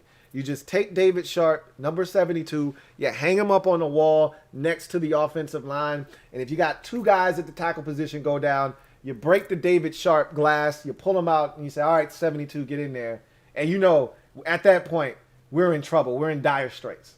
But at no point do I want to see him on the field this year, because that would let me know that we're in really big trouble if he has to grace the field with his presence. So I'm with you. I think we have enough depth, even with the release of Morgan Moses, and with the drafting of Samuel Cosme, with the addition of Charles Leno Jr., with, you know, Cornelius Lucas coming back, and also still having Sadiq Charles as a guy that we think can still play the tackle position. I think there's enough there that we won't have to see Charles Leno anytime soon. But I'm still like, yeah, you're only 1 or 2 away from his ass being on the field. But I feel you on that, man. I think the depth is good enough to where he shouldn't be seeing the field anytime soon. But I'll keep my fingers crossed. That is for sure. Robert Snyder, thank you for the super chat. Double up. Thank you for doubling up, Robert Snyder. Greatly appreciate you. Got another one here from King of the North. Double up. Thank you for doubling up, King of the North. Greatly appreciate you. My guy, King of the North, writes, I'm skeptical about St. Juice too. The 0 picks is a major red flag. I hope the hype around him is warranted. We need him. Cornerback depth is sketchy. Everything you said in that super chat, 100% spot on. I like what I'm hearing. I like what I'm seeing in the little bit that I've seen from St. Juice. None of that is surprising to me. I saw a competitive guy at Minnesota, but I also saw a very handsy corner. Okay? Practice is one thing. The game is a totally different thing. And what I saw from him was a guy that when he got in your face, very handsy, which is cool when you're up around the line of scrimmage. Once you get past that 5-yard mark, though, he was a guy that still had his hands on wide receivers. So that was something that was a little bit off-putting for me, in addition to what I continue to bring up, the lack of ball production. Now, again, knockaways and PBUs are fine, okay? I'll take those every day of the week. But you know what I want even more so than a PBU is an INT, especially if you have an opportunity. It's one thing if you're not in a position to pick it off, but you're in a position to knock it away. Knock it away. Okay, that is the job of a corner, is to knock the ball away. Stop the receiver from catching the football. That's your first primary job. However, if you can pick it off, that's what you want to do. And in practice, I've already seen clips of this guy having opportunities to pick off passes and him not catch them. So again, I go back to the 0 INTs and I say, is this something that is an issue, or did he just not have a ton of opportunities when at Minnesota? We're going to find out. Either way, I like his length. I like his disruptive ability at the line of scrimmage and his physical style of play. It can also come back to haunt him because, again, I think he could be a little handsy. We're going to see about the interceptions, but you should be skeptic. You should be with a bit of skepticism with him. You should be skeptical because he hasn't proven it at this level. You should be skeptical of De'Ami Brown. He hasn't proven it at this level. All of these rookies have to come in and prove it. They're no longer at college. De'Ami Brown is no longer in the ACC. Samuel Cosmi is no longer in the Big 12. Like, it's a different brand of football, different caliber of athletes you're going up against.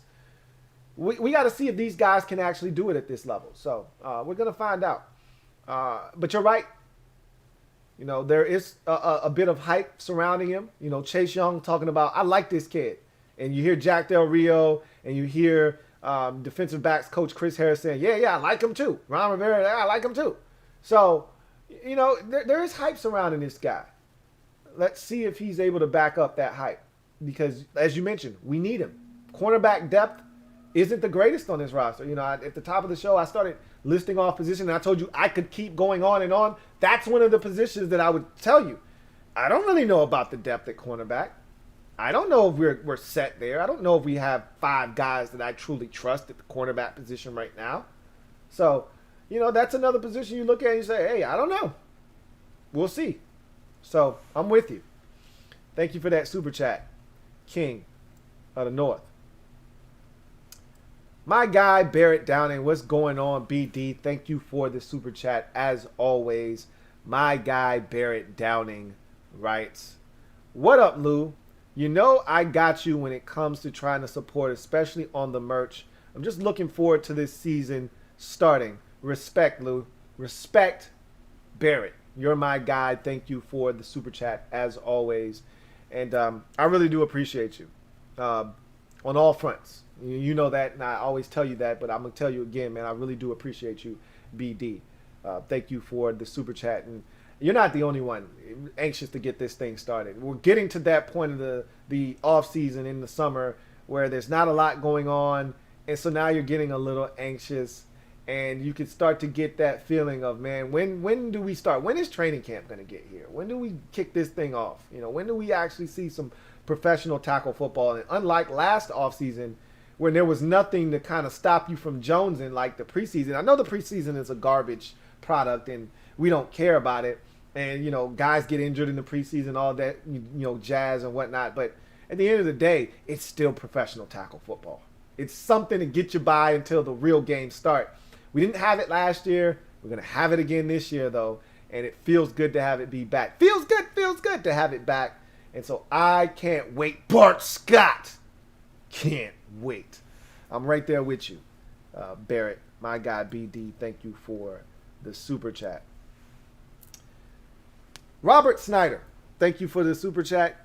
Greatly appreciate you and you tripling up. My guy, Robert Snyder, writes, with the addition of Samuels and Brown, I think Gibson could run for 1,400 yards with the 17-game schedule. So those are lofty numbers. All right, let me check and see what our guy Gibby ran for last season. I'm going to check out Antonio Gibson's numbers last season. He rushed for 795 last season. So, 795 in, let's call it, about 14 games, essentially. Didn't really play in that Steelers game, and he did not play at all in the Seattle game. I think he played in every other game last season. So, is 1,400 yards obtainable? Yeah, why not? When you look at him as a rookie, last year he was pretty much just learning the position, really kind of grasping what it means to be a running back. Remember, he was a wide receiver at the University of Memphis. So for him to not be a true running back and almost rush for 800 yards, having missed essentially 2 whole games, it's pretty damn impressive, to say the least. Now with another year under his belt, same offense, So don't have to learn a new offense, don't have to learn the verbiage, don't have to worry about some of the things he was trying to pick up last year and grasp. Could he be a 1,400-yard guy? Also, let me go back to Antonio Gibson's stats real quick. Let's see how many yards he put up as a receiver last year, because that's something else we need to take into consideration too. Not just the rushing stats, but the receiving yards as well. He had 247 receiving yards, so 795 plus 247. Just going to do some quick math in my head. Take away 8, 900. So you're looking at roughly 980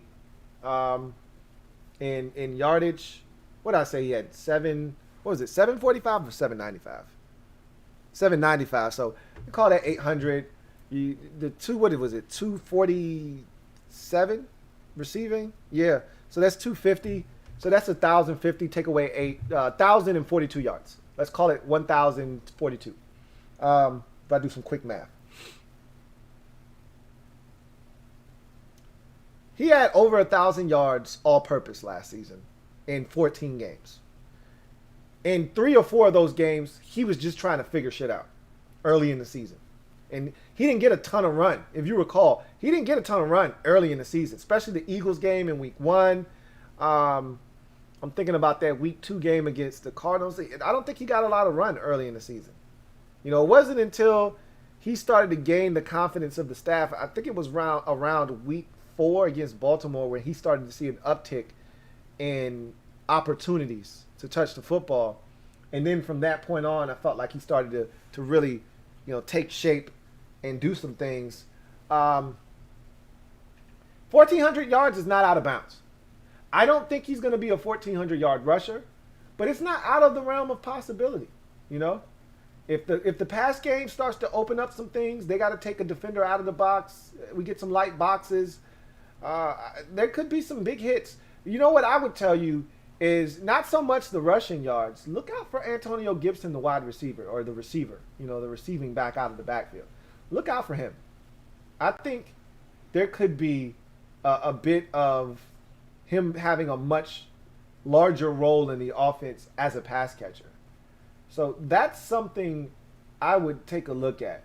And I think that's something that is a little bit interesting when I listen to running backs coach Randy Jordan speak, when I listen to, our offensive coordinator Scott Turner and some of the, vision that they have for Antonio Gibson. Because remember, when we drafted him, he was supposed to be this dynamic weapon that we could move all around the field, and you couldn't really account for him because you didn't know where he was going to line up. That wasn't who he was. He was strictly a running back last year. So I think they feel like now all they really wanted to do, and Randy Jordan said all we really wanted to do was teach him the running back position. We didn't want to overload him. We didn't want to put too much on his plate last year. Well, I think he can take a little bit more now because he understands the running back position, doesn't have to focus on that as much this year.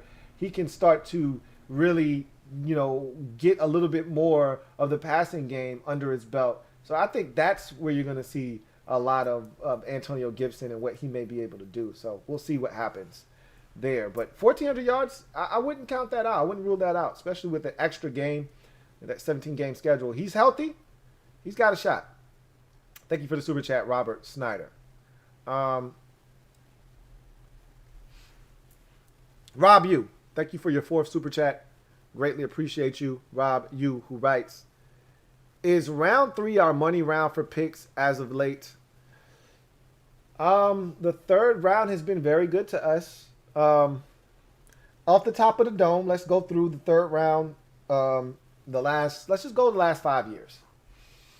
So this year's draft, obviously we had 2 3rd-round picks, and we took De'Ami Brown and Benjamin St-Juste. We'll see how those guys turn out. Last year's draft, we took in the 3rd round. Who was our 3rd-round pick? First of all, who was our 1st-round pick last year? Chase Young was our 1st-round pick. We didn't have a 2nd-round pick. Our 3rd-round pick last year was Antonio Gibson. Okay, so Gibby was the 3rd-round pick last year. The year before that was 2019. That was Terry in 2019. That was the 3rd-round pick that year.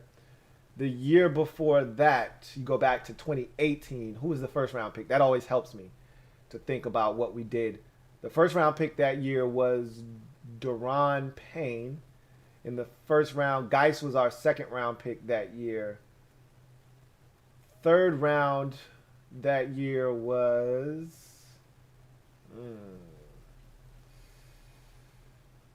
Who was our third round pick in 2018?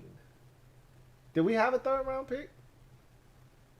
I'm pretty sure we had a third round pick. I don't think we traded it away to get anybody, to come up and get anybody. I got to look. I can't think of who the third round pick was in 2018. So I'm going to check real fast. Washington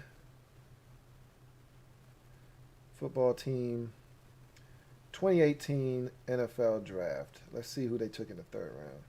Jaron Christian. That's what I was thinking. I was going to say that. But I was like, I thought he was a little bit sooner than that because I remember Trent being a little bent out of shape about them drafting Jaron Christian because he felt like they were trying to replace him. I thought it was 2017, but it was 2018. So I guess when you say of late, you're talking 19, 20, and this year.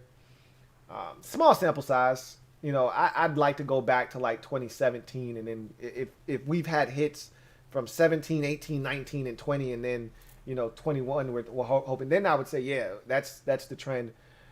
I'd say that we've hit the third round, you know, big the last couple of years for sure. With Terry and Gibson, we think is going to be a massive part of this team moving forward.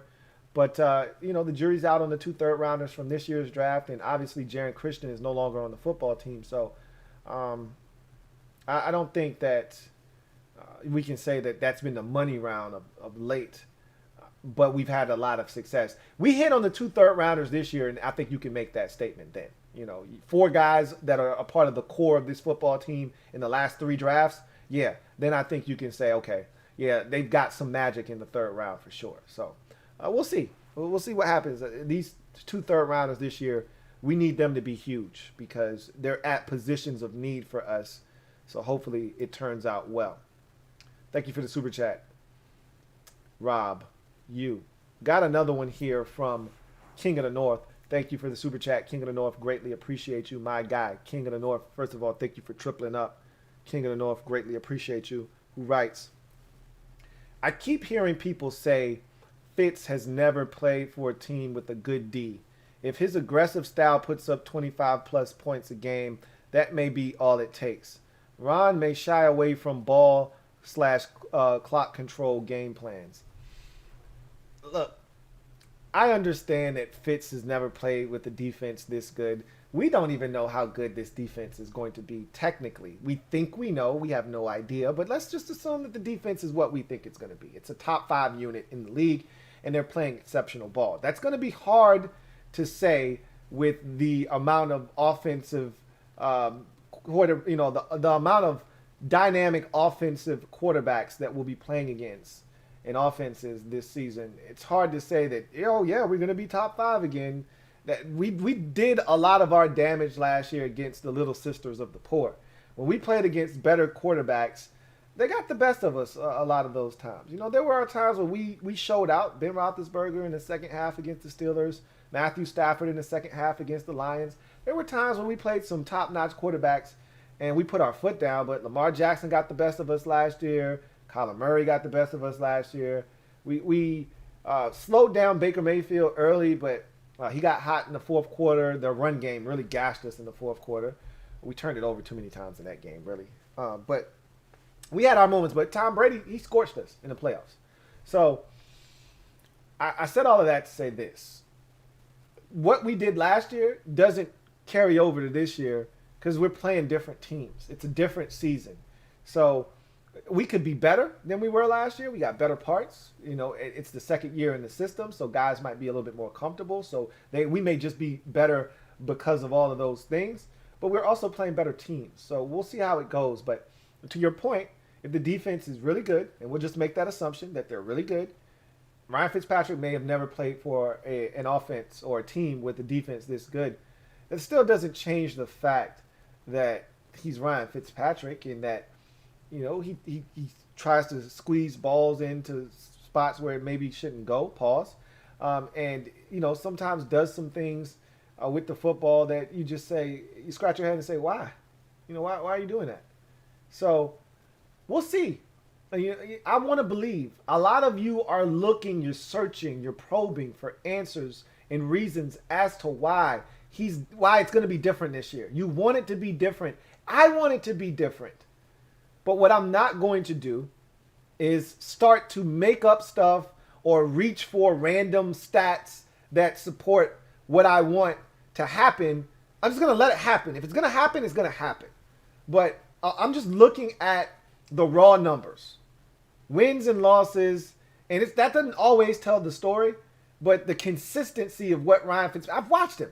This isn't about numbers or, best percentage on third downs in tight window throws. I don't give a shit about any of that stuff.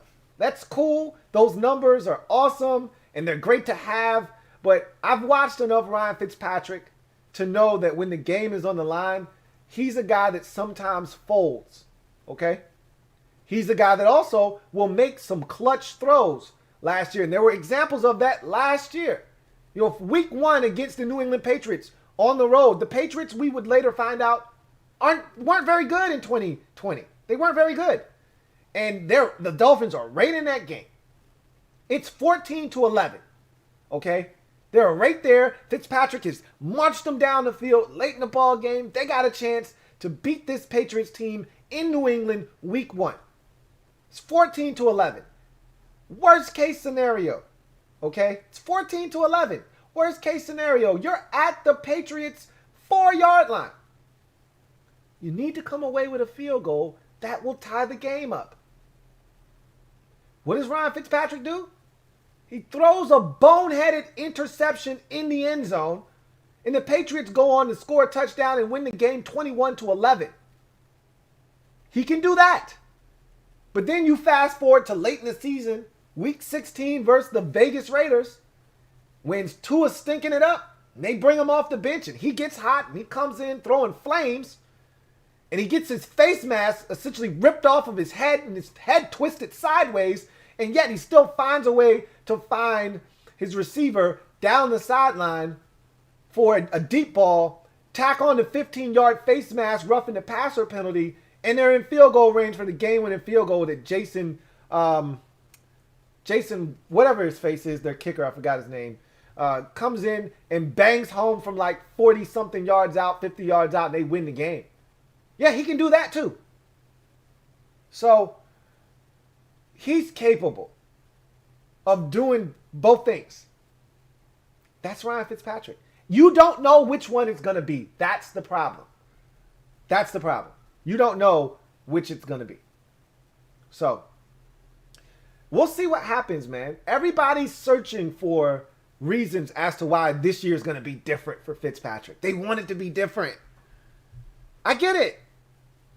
But I told you, I deal in reality. I don't deal in fantasy world. All right? I don't deal in he's 6-1 on turf on Sundays in games played later than 425. I don't deal in that world. I'm sorry. That's not how I operate. I deal in watching a guy with these two things in the middle of my face and coming up with my own opinions. And 16 years of watching that guy in various spots do what he's done has led me to believe that it's not going to be any different here in Washington. I hope I'm wrong. I hope all of the random stats that you guys have been throwing out and all of the declarations that have been made, like the one King of the North says he's been hearing about him never playing with a good defense before. I hope those things all come to fruition and he turns out to be everything and then some for this team this year, and it gives us a chance to win big. Win and win big. I hope that's the case. I'd love to serve up a massive 0-0. I would be more excited about that 0-0 than, first of all, I hate 0-0s. Nobody likes to admit when they're wrong. Especially on a scale that warrants a 0-0. I definitely don't want to be wrong on a scale that requires me to offer up a 0-0. But I'll tell you what, that'll be the happiest 0-0 I'll ever deliver if he turns out to be really good for this team in the upcoming season. So, We'll see what happens. Thank you for the super chat, King of the North. Got another one from King of the North. Really do appreciate you, King of the North. Fourth super chat of the night. My guy, King of the North, writes, this year is so huge for the team and fans' mindset. Been so long since a coach built success here. 2013 is the last time expectations were like this. You're right. I think there were individual expectations for 2016, but I don't think people actually believed in Jay Gruden as a head coach. I did. It was so he was, that was year 3 of Gruden. You had year 1 of Gruden when he had to pretty much get everybody to realize Robert Griffin III stunk and he couldn't do it. And in 2015, he got Kirk and they won the division. So I believed, and going into that 2016 season. And man, the hopes and dreams of that season came crashing down very quickly. Now, granted, we were actually a good team that season, believe it or not. But that Pittsburgh Steelers game in week 1 on a Monday night, whew, that was a wake-up call. Quick, fast, and in a hurry. Get your ass up. You're not what you think you are. Get up. You got some schooling to do, okay? But we should have made the playoffs that year. I was excited about that season, 2016. But in terms of expectation, you might be right. For me, I'm being honest. 2016, I had higher hopes for 2016 than I did 2013. Why? Because Griffin was coming off of a knee injury, one that I didn't think he was fully healthy and ready to go from. So I wasn't as enthused about the 2013 season as a lot of people were.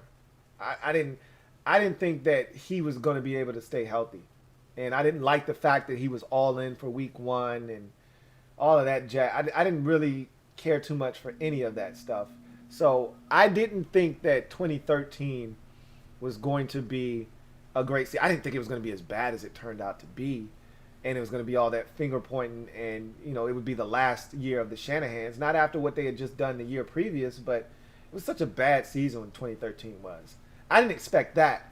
But I didn't expect us to be able to pick up where we left off from because we weren't going into the season with a healthy quarterback, which was one of the main reasons we were in the position that we were in, was because of the way Griffin played in his rookie campaign. And he's coming off of, and we knew about all the, tears in that knee, the ACL, the MCL, the LCL, all of the L's you could think of, they were done. So for him to be back ready to go, I just didn't think that was plausible. And then we started hearing the rumors and innuendos about what he said he was going to do and wasn't going to do, and it was a mess. I wasn't as excited about that season. I was really excited about 2016 because we had all the cast of characters coming back. The whole band was back together. Kirk was coming off this monumental season. Remember, Kirk broke like 7, 8 Washington football team franchise quarterbacking records in that 15 season. We were all on that. You like that train, and that was one of the rallying cries in the stadium, and we wanted to sign Kirk long term, and we couldn't get the deal done, but we were excited. You were bringing Pierre and Deshaun back. Jordan Reed was coming off of one of the greatest tight end seasons in Washington football team history, so he was coming back. Chris Thompson was really starting to come into his own. The offensive line was good. The defense still left a lot to be desired, but we figured with this offense, we're going to outscore some teams, and we did that. You got to remember, we started out that year, if I'm not mistaken, in 2016. Was that the year that we beat the Raiders early in the season, and we beat the Rams early in the season, and then we went to Kansas City? Or was that 17? That might have been 17. I might be thinking of 2017. Either way, I know that was the year. 2016 was the year we went. We were at home on a Sunday night, and we outdueled. Kirk outdueled Aaron Rodgers, and we put up damn near 40 in that game. And that was right before the Thanksgiving tilt with Dallas, and that was the last big game that Dallas and Washington have played against one another. We were 6-3. I think Dallas was 9-1 going into that game. So we were good that year. In 2016, I was excited about that year. I think this is the most. I don't think this is the most excited I've been about an upcoming season since 2016. For some of you, you got to go back to 2013. For some of you, you got to go back to 2012. You know, you were excited for Griffin's rookie season. So, I said all of that to say this. It's been a while. Either way, whether it's 16, that's 5 years ago. Whether it's 13, that's 8 years ago. Or it's 12, that's 9 years ago. It's been a long time. Way too long. As a fan, you should be happy, excited, and can't wait for every season. And the fact of the matter is, we haven't had a lot to get excited about in these parts. There hasn't been a lot of expectation. And so you got to go back multiple years to get to a point where you were like, man, we got a chance this year. A chance for what? I don't know. I don't think we're a Super Bowl contender right now. But the fact that we're even talking about that, the fact that that's even in the conversation, it's even in the sentence, means we're heading in a totally different direction than what we've been heading in for the last, 5 to 7 years. The fact that close isn't referencing going 8-8 anymore, but close is rather talking about, hey, I think right now we feel like we're a lot closer to the NFC divisional round playoffs or the championship game than we are to, 6-11 or 7-10 or 8-9. I think we feel like we're a lot closer to the former rather than the latter. When was the last time you've been able to say that? It's more likely that we're playing in the second round of the postseason than we are 6-11. That's how I feel right now. No matter who the quarterback is. As long as we don't have what happened to us last year, which is we go through 4 different quarterbacks. If one of the 3 guys that are on the roster right now is able to start for this team for all 17 games, not necessarily one guy, but if the combination of the 3 are able to start 17 games, with any consistency, I can't see us being any worse than 8-9. If we're healthy, again, health playing a major part. If we're healthy, can't see us being, and we're going to be in a bunch of close ball games, and that's the true test of a young team trying to figure it out is, how do you perform? We know that there's a fine line in the NFL between winning and losing, between 6-10 and 10-6. You're splitting hairs a lot of times. You go back and you look at a season and you say, man, how would the outcome of the season been different if we would have won this game or we would have made that play in that game? We could have got on a hot streak and maybe won this game. It's a fine line between, I was on the show today. I told you guys that earlier. And we were talking about Daniel Jones. And I said, a lot of people are hard on Daniel Jones and, Danny fumbles this and he's that and he's this, that, and the third. I said, you know how different their season could have been with 1 or 2 plays? You do understand that the Giants literally lost the division by essentially a game. We lose in week 17, they win the division. Because they would have finished with the same record as us. And they swept us, they own the tiebreaker. Think about this. Evan Ingram on a Thursday night versus the Philadelphia Eagles on the road catches a 3rd down pass that is perfectly thrown to him. Daniel Jones couldn't have ran up and handed it to him any better, partner. He catches that. They win that game. They win the division. 1 play changes the whole outcome of 2 teams this season. They're in the playoffs. We're out. Instead, he drops the ball. The Eagles come back. They win the game. We win the division.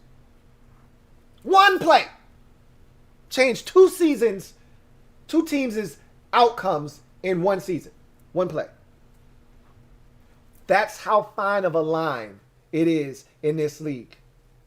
You make the winning plays in winning time, and you end up at 10-6 or 11-6 this year. You don't make the winning plays in winning time, and you end up at 7-10. You end up at 8-9. You end up potentially at 6-11, depending on how many of those heartbreakers you decide you want to lose. This league is so fine. It's such a fine line between winning and losing ball games. You go to that Detroit Lions game, if Chase Young doesn't rough Matthew Stafford, First of all, if Chase Young doesn't rough Matthew Stafford, he might hit that wide receiver, Quintez Cephas, who's wide open behind our defense in what should be prevent defense. How is a guy 8 yards behind our defense when everything is supposed to be in front of us? That's another discussion for another day. If Chase Young doesn't rough him and we go to overtime, we've got all the momentum. If we win the opening toss, who's to say that we don't just drive the football down the field and win the game with the first possession? We had all the momentum. The Lions hadn't scored a point in what seemed like an eternity in that game.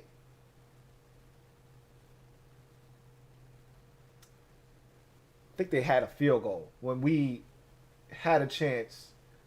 The game was tied at 24. They kicked a field goal.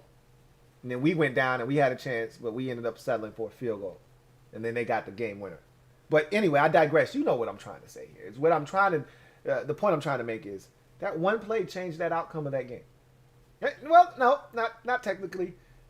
The next play was the dumbest. You know, Chase Young's penalty was costly, but then we're playing 27 yards off when all the, Lions need is about 9 or 10 yards to get in the field goal range for Matt Prater, who owns the NFL record for the longest field goal in NFL history, and we're just going to play 10 yards off and let him catch a 9-yard pass and, call the timeout and basically have a chance to win the game, which they did. Stupid. Anyway, I said all of that to say this. It doesn't take much. It doesn't take much. A missed Dustin Hopkins extra point puts you in a position where you got to go for 2, you don't get it, and all of a sudden now you're down by 5 instead of down by 3, and we drove the football well into field goal range with a chance to tie the game against Seattle, and instead we had to go for a touchdown, and we ultimately lose the game 20-15. It's just a couple of plays in every game that changes the outcome potentially. It's a small and very fine line in winning and losing in this league. And that's why when we talk about expectations and we talk about this team, we're going to find, I said this already, I've said it for different reasons, but it's all one and the same. We're going to find out a lot about this team. The only thing I know right now, the only thing that I can make a definitive statement on with this team is that they're going to play hard for 60 minutes. That's all I can tell you. I can't tell you how good this defense is going to be. I can't tell you how good this offense is going to be. I can't tell you how many upgrades are going to prove to be legit for us. I can't tell you that we're going to be much better here or markedly better there or this, that. I can't tell you any of that. The only thing I can tell you right now with 110% certainty is that a Ron Rivera coached ball club is going to play hard for 60 minutes. That's all I can offer you right now. They showed me that last year. There were times where a Jay Gruden coached team would have quit, would have laid down. That didn't happen last year. And there were ample opportunities for this team to lay down when they were getting their asses handed to them. Ample opportunities on the road to lay down. This looks like a really quiet place. I'll grab a pillow and I'll lay it down right here. Wake me up next week when we've got a fresh chance to beat somebody. A new start. They didn't do that. That's the only thing I can tell you. I can't tell you anything else. So we're going to see if they learned from last year. We played in a lot of close games last year. We won some, we lost some. But that experience is invaluable. So we'll see if it turns out to really benefit this team in the upcoming season or not. Thank you for the super chat, King of the North. Derek B. Double up. Thank you for doubling up, Derek B. Greatly appreciate you, my guy, Derek B. Writes, can't pay running back, safety, linebacker, guard big money. Let them walk and draft. I said this last offseason. I wanted Brandon Sheriff back. I did. But once he didn't sign on the dotted line and we got to franchise tag territory, I said, let him go. Let him go. I love Brandon Sheriff. I want him here. But if he's not invested in staying here, let him go. I think that they're preparing themselves to do that. Now, I told you, don't be surprised if Brandon Sheriff still signs here long term next year. Okay? It's not like once you get 2 franchise tags, you're not allowed to re-sign with that team. You can still re-sign here. It's happened before. I think Walter Jones, had 2 franchise tags with the Seattle Seahawks and then re-signed after the second franchise tag. Like, you can do that. It's allowed. But I think they're gearing up and preparing themselves for life after Brandon Sheriff. They just wanted one more year to prepare themselves. So, we'll see. I know that they really love Brandon, and we'll see what this season holds. If he's able to play, 16 or 17 games, it may really, and he's playing at an all-pro level again, it may really change their thought process in wanting to move on, and they may say, you know what, we really want this guy here. And he's the consummate professional. He's the hardest worker on the offensive line, one of the hardest workers on the team. He's everything about Brandon Sheriff screams Washington football team. This is the guy we want in the locker room to help continue to change the culture here. And they may decide, whatever it takes, we'll do it to get it done. I don't see that happening. I think that all the moves made, including trading for Eric Flowers, are all moves to fortify the offensive line in the event that Brandon Sheriff is no longer here. I don't necessarily think that the Flowers move was just for this year and depth purposes. I think they're gearing up for him or Sadiq Charles, him being Eric Flowers, or Sadiq Charles to step in at the guard position potentially once Brandon Sheriff is no longer here. So we'll see. Again, I could be talking about all of this, and it could be much to do about nothing, and they could sign Sheriff to a long-term deal next offseason. But I think, again, when you start talking about wanting to keep guys, you got to pick and choose. And what's one of the positions you can get by on? You can get by at guard, man. Like, we were sitting here and crying and complaining. Okay, I can't say we were. I was over here bitching and complaining about guard. Oh, my God, Wes Martin stinks, and we got to put in Wes Schweitzer. What do we got to do? Wes Schweitzer was a man last year. Grown-ass man last year. I love me some Wes Schweitzer. He was nasty on the line last year. So I look at Wes and I'm like, shit, you can find a Wes Schweitzer. We weren't excited about Wes Schweitzer last year signing a 3-year, $13 million deal. I poo-pooed that. I'm like, oh, okay. Wes Schweitzer's coming here to compete. He's a backup, though. We might have got ourselves a starting guard in Wes Schweitzer last year. So I'm not saying that you're going to always find Wes Schweitzers on the street. Look what we did with Eric Flowers.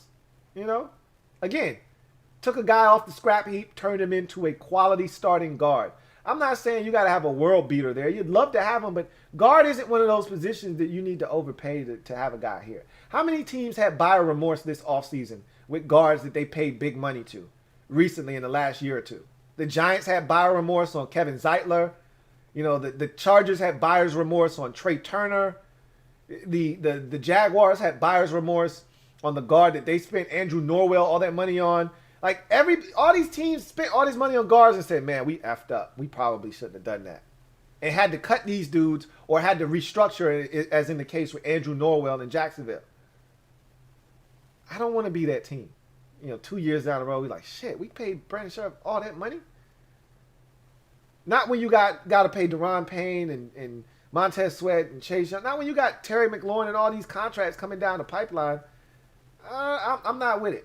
So, I've changed my tune on that. I told you guys, once he didn't sign, they put out a deal that they thought was fair. And he decided, nah, I'm going to take this franchise tag. I was like, okay, I'm done. I didn't want to slap the franchise tag on him again. I told you, either he signs long-term or you let him go.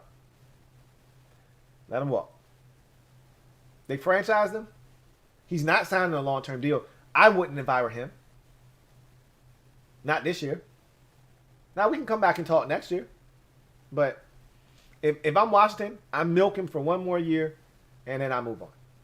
But Ron Rivera obviously thinks that Brandon Sheriff is a guy that they want to keep. So we'll see how that goes. But if you were a GM, Derek B., you have a philosophy. You just told me what your philosophy is. You're not spending big on running back, safety, linebacker, or guard. You're not. And I know a lot of guys that I respect that feel the same way about a couple of those positions, running back in particular. They're not paying a running back. They'll go back into the draft and get another young, cheap one. They're not paying running backs big money. Unless you got one of those guys that is a game changer like a Derrick Henry. I'm not doing it. Sorry. Not sorry. You know, Adrian Peterson in his prime, like one of those dudes. Like Nick Chubb, I'll pay him. I want him around. Like one of those guys, Ezekiel Elliott, yeah. You know, those types of players, yeah, we can work something out. But, you know, like when the Packers re-signed Aaron Jones, I thought he was a big part of their football team. But I'm like, you can probably find another Aaron Jones. You may not need to re-sign him. But they did what they felt like was right. I'm not mad at them for that. But A.J. Dillon was showing some things. You go in the draft to get you another. The Packers could have drafted Travis Etienne this year. They could have traded up and grabbed Travis Etienne. I think he was taken by the Jaguars. Matter of fact, I think he was a second-round pick. Travis Etienne, I think, was drafted by the Jaguars in the second round. So the Packers could have drafted Travis Etienne. They could have and they didn't know how the draft was going to turn out, right? You don't know those things. But I said all that to say this. Those are positions that you probably don't have to spend big money on. You're right. Especially if you have all of these guys that we have that we want to re-sign. So, you know, Landon Collins, that deal can't happen again. So when Cameron Curl comes up, you really love him? You want him back? How bad? That's what you're saying. I'm not paying Cam Curl big money. Even if he turns out to be a stud, I'm not paying him. That's what you just said. There are exceptions to the rule, but we'll see. I hear what you're saying loud and clear, Derek B. Thank you for the super chat. Greatly appreciate you. Let's see if we got any more super chats. We do have another super chat. This next one is from Robert Snyder. Thank you for the super chat, Robert Snyder. Greatly appreciate you. Your fourth of the night, my guy, Rob Snyder, writes, I'm with Bob at Bob Esther. Where's Ramon? Did you put a paper clip on him? Nah, I just tucked the young fella in and told him, hey, last week he caused an uproar, but I had announced the week previous that Ramon would be coming for a visit and that he would be out to play the following week. I'm a man of my word. So, you know, the last week, Ramon was out and he was about and it caused quite a stir, as he usually does, you know. But this week I figured I'd put him away. And so he's under the hat. No paperclip. That's it. Look, he's well trained, okay? He's a good guy. If I say, hey, stay in the hat, don't come out, he usually abides by that. You know, there are a couple of times he gets nosy, hears a ruckus outside, and he's peeking out like, hey, what's going on out there? And I'm like, hey, get back in there. He's pretty good, though, you know. So for those of you out there, Bob, Esther, Robert Snyder, all of you out there wondering, Ramon is safely tucked inside the hat, and he's cooling out tonight. So thank you for the super chat, Robert Snyder. Paperclip. Got a super chat here with from Metaphor. Thank you for the super chat, Metaphor. Greatly appreciate you. My guy Metaphor writes, "Sup, Lou? Sup, Metaphor? I'm a bit late. All good, man." Says, need some learning. Intro. Open your mind, let your conscience be. He said, conscience roam. You're now rolling with your man Louie T and Ramon. Oh man, remix. I see your remix there. I see what you did right there. But you're gonna have to find something else that rhymes because it's Ramon. So you might could still, if you got a good enough cadence, you might be able to finagle Rome and Ramon. So you might could still do that. You just got to make sure you put that twang in English on it. But yeah, not bad, not bad at all. Metaphor. I see what you did there, man. See what you did there. Contraband Truth. Thank you for the super chat. Greatly appreciate you. Contraband Truth. Thank you so much for the super chat. Got another one here from Robert Snyder. Can't see you right now. That's 5 on the night from my guy, Robert Snyder, who writes, I would love to see Heineke play with the receivers we have now. So would I.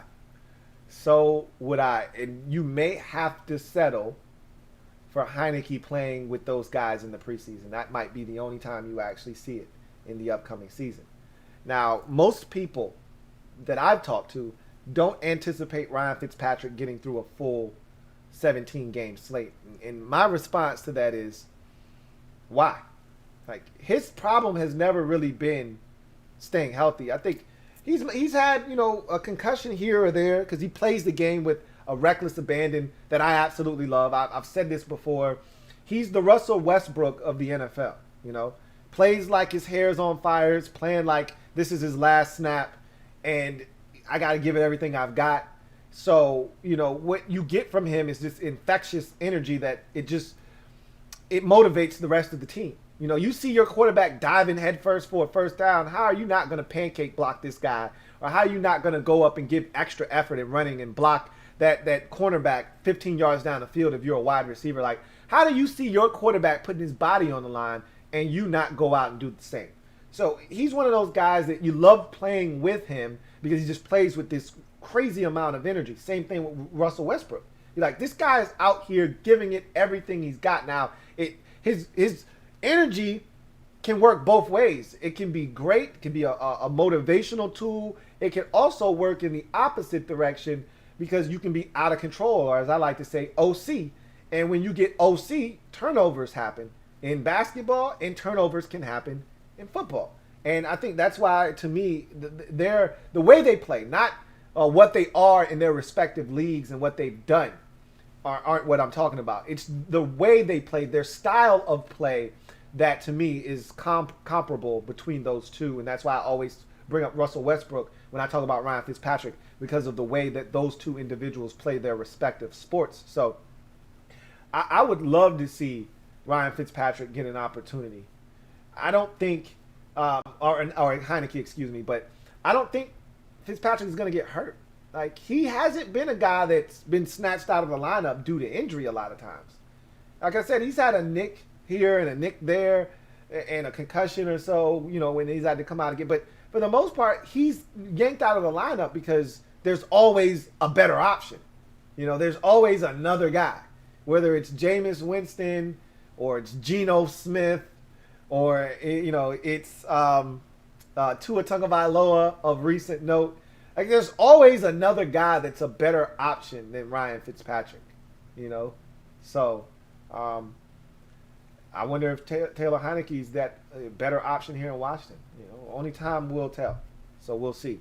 But I would love to see Heineke get an opportunity with the receivers we have as well. Thank you for that super chat, Robert Snyder. Metaphor, thank you for the super chat. Greatly appreciate you. Double up. My guy Metaphor writes, drop a like, everybody. 200 heads, 60 likes. Well, I'm pretty sure you wrote that when it was 60 likes. That number has increased to 110. But y'all heard the man. Still over 200 of y'all out there. Let's get this thing up to $150. All right. He says, why? Why? Appreciate you, Metaphor. Y'all hit that like button if you haven't already done so. Subscribe to the Louie T Network and the CCS. If you haven't subscribed to the CCS already, please do so. That is my alternate channel that I'm going to be doing my card collector series on now. I knew a lot of you weren't too thrilled about the card collector series being here on the Louie T Network. That was my fault. That was an error in judgment on my part. And I told you, when I'm wrong, I'm not afraid to admit I was wrong. It did not go down the way that I thought it was going to in my head. I'd mapped out this way where I was going to be able to integrate the CCS into the Louie T Network and have people be thrilled about it. That wasn't the case. You come here for football content, not for me unboxing and ripping open packs of cards. And so a lot of you were like, man, I really don't care about that stuff. And so I separated the two entities. That's its own channel now, where it should be. And all I ask of you is that you subscribe to that channel. You don't have to watch the content, okay? You don't have to watch a single second of that content because you don't care. But all I'm asking you to do is to help me get that subscriber count up so that I can start to do some of the things that I want to do on that channel. And I can't do that without the subscriber base.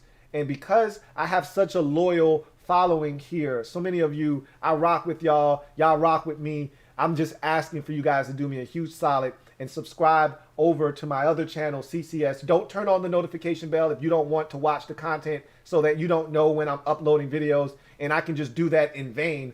But I just need you to subscribe to continue the momentum that I'm trying to build over there and help me get to that landmark of 1,000 subscribers so I can start to get really creative with the content I'm able to put out on that channel. So I want to thank you guys in advance for that. Really do appreciate you guys. Thank you for that super chat metaphor. And again, hit the like button if you haven't already done so. Contraband Truth. Double up. Thank you for doubling up, Contraband Truth. Really do appreciate you. My guy, Contraband Truth, writes, what up, Lou? What up, Contraband? I'm honestly more curious and intrigued to see how Scott Turner uses these new weapons at his disposal. Your thoughts? I was actually impressed with what Scott Turner did last year, and I bared that out on the film sessions last year when I told you guys Scott Turner's doing a phenomenal job. I thought there was one game where Scott Turner lost his damn mind, and that was the Carolina game. And maybe there was a little bit of Scott Turner trying to stick it to his former employer and show them that they made a mistake. And so he got away from what was working that game, which was the ground game. You know, you had a brand new coach in Carolina coming into the NFL with that college bullshit ass defense, that 3-3-5 defense where you got 6 defenders in the box. Man, you're supposed to run all over that shit. And Gibby, in his first game back, was gashing those boys. I'm talking about Gibby was getting 5. He was getting 7. He was getting 12. He was getting 6. He was getting 4. And they just stopped running. And for whatever reason, you got Dwayne Haskins, a guy that you put under the bench in the lineup due to injuries, and you want to come out slinging a rock after you watched him last week have a little success in the second half against Seattle. Now all of a sudden he's this flamethrower and you want him throwing the ball all around the yard? Run the damn football. I thought he lost his mind in that game. Outside of that, I thought Scott Turner was outstanding last year. I thought he did a really good job of mixing things up. I thought he did a good job with the limited amount of resources he was given, of scheming guys open. And I thought the quarterbacks didn't give some of our receivers opportunities to make some plays. There were drop passes as well. I thought Scott Turner did a really good job last year. That said, no excuses this year. Second year in the offense. You know who guys are, except for all the newcomers. But you know he knows Curtis Samuel. He worked with him in Carolina. So it's not like any of this is new to him. De'Ami Brown is new, but he knows what De'Ami Brown is capable of. That's why they drafted him. He was a part of that process of saying, hey, this guy will really work in my offense. So I'm anxious to see what he's going to do with the new weaponry that he's going to be given.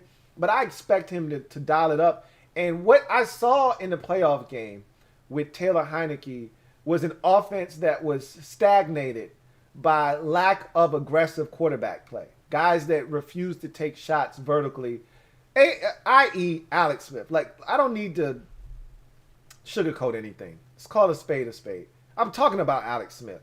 Dun, dun, dun, dun. Captain Checkdown. You know who I'm talking about. Guys were open down the field, and Alex Smith decided, nope, I'm going to check it down to J.D. McKissick, and I'm going to check it down to Logan Thomas instead.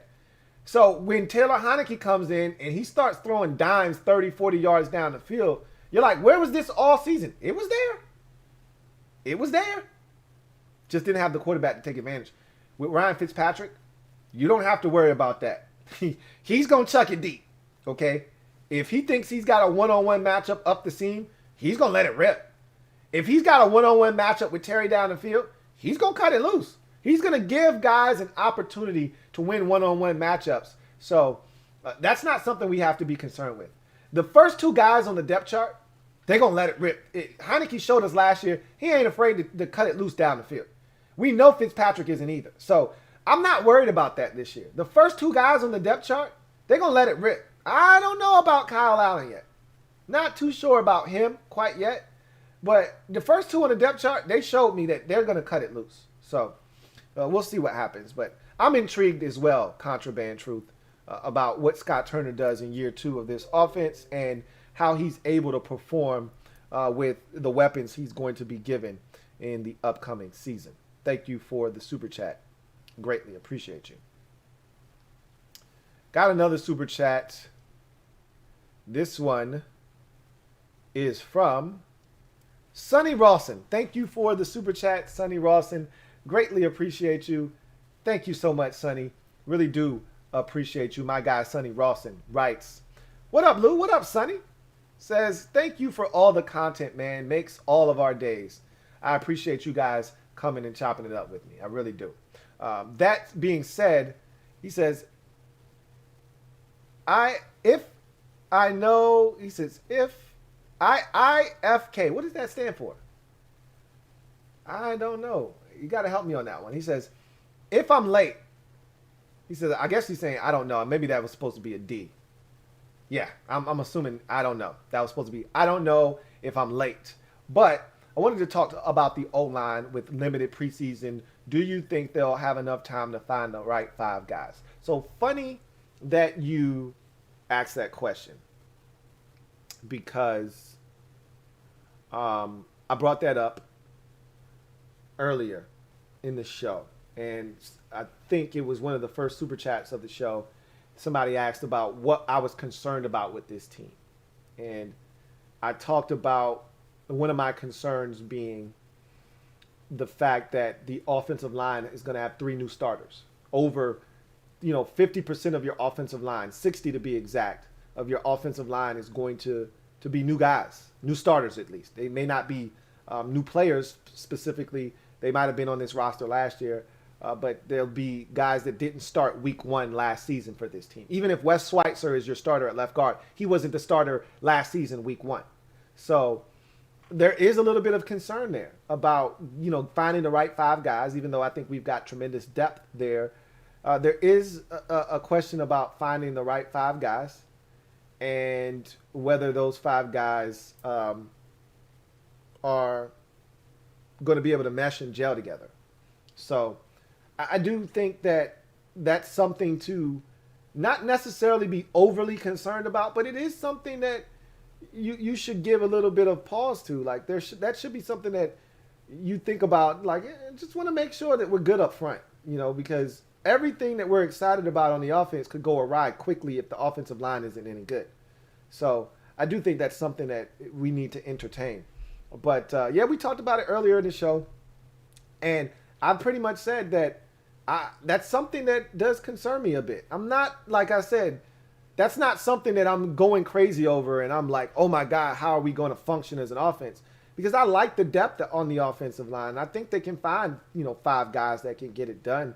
But, you want 5 guys that will mesh and gel together, that will be able to play as one. That's when an offensive line is at its best, when everyone is working in unison and they work so well together harmoniously that they come off as one.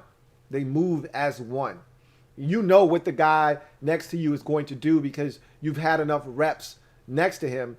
I remember, and I brought this up before in the past, I hate to keep bringing it up, but it's a great example of a lack of continuity on an offensive line affecting a game.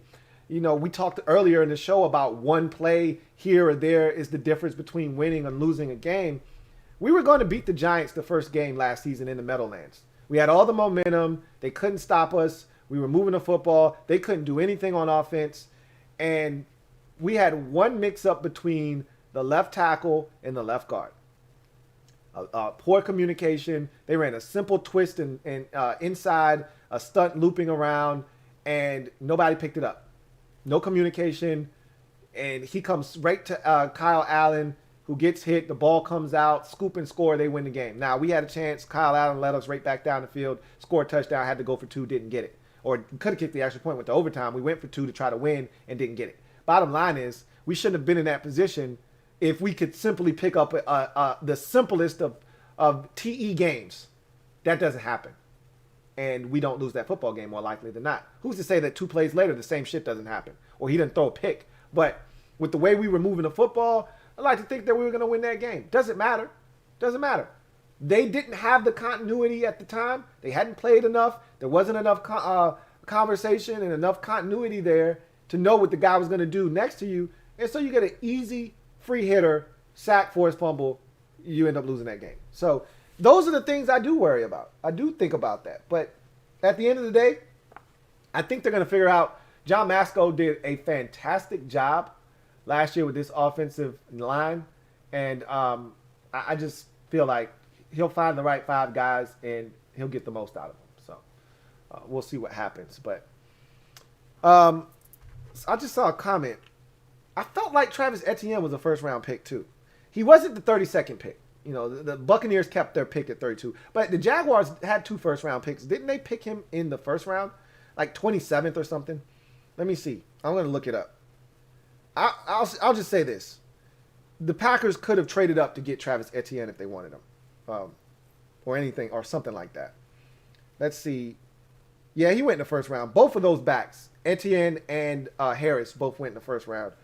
He went 25th overall. Okay. So, when did the Steelers pick? I thought that Harris was the first back off the board. Huh. Anyway, I digress. I think the Steelers were like 24th or something like that. Okay, whatever.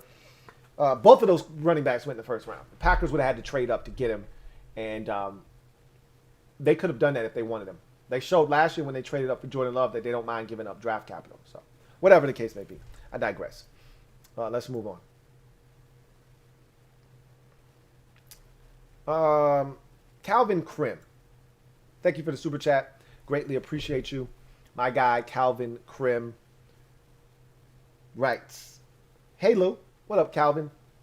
Says, "I'm trying to remember the teams Ron coached in Carolina that won a lot of games. Do you think this team compares to any of them? Better, D?" So, Ron had 2 big years in Carolina. 2 really good years. 2013 was a really good year. That was the first year that his team finally made it to the postseason. They had been, coming. You could see them kind of putting the pieces together, and then they finally broke through in 2013. Obviously, 15 was the big 15-1 season, trip to the Super Bowl, and then they made it back to the postseason in 2017. They lost to the New Orleans Saints in the first round that year. So, and that was his last postseason appearance in Carolina. So, there was a running joke in Carolina was, we're good every other year with Rivera. So we can't have back-to-back good seasons. Every other year we're going to, win the division or have a chance to, make it a deep run, but we don't do it in consecutive years. That was the knock on Rivera in Carolina. Hopefully things change here.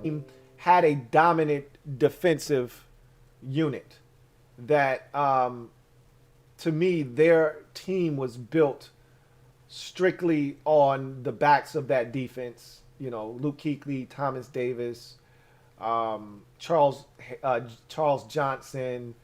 I think Mike Minter might have been on that team. Captain Munnerlyn might have been on that 2013 team. Chris Gamble might have been on that. No, Gamble couldn't have been still there. That was damn, I could see the dude's face. That was Manning Jr. Ricky Manning Jr. was the corner, I believe. One of the corners on the outside. That was a good team in 2013. I think he was on that team. Ricky Manning, I might be going way back. I might be losing my damn mind. That might be the 2004 team. I felt like that was Chris Gamble and somebody else. But anyway, I digress. I said all that to say this. They were predicated on what they could do on the defensive side of football. What was that Panthers team in 2013? They ran the football effectively. Cam Newton was, just coming into his own, but that wasn't their strong suit. Defense, keeping the score low, having a chance to win late, that's what they were in 2013. 2015, to me, that team was good defensively. It wasn't great defensively. They really made their hay on the offensive side of football. They overwhelmed you with how dynamic they could be offensively. Cam Newton was at his best. That was the apex of his career. Won the league MVP that year, obviously. He was using his legs. He was throwing the football deep with extreme accuracy. Teddy Ginn Jr. and some of those other guys were really making big plays. They were able to run the football with that two-headed monster known as Double Trouble with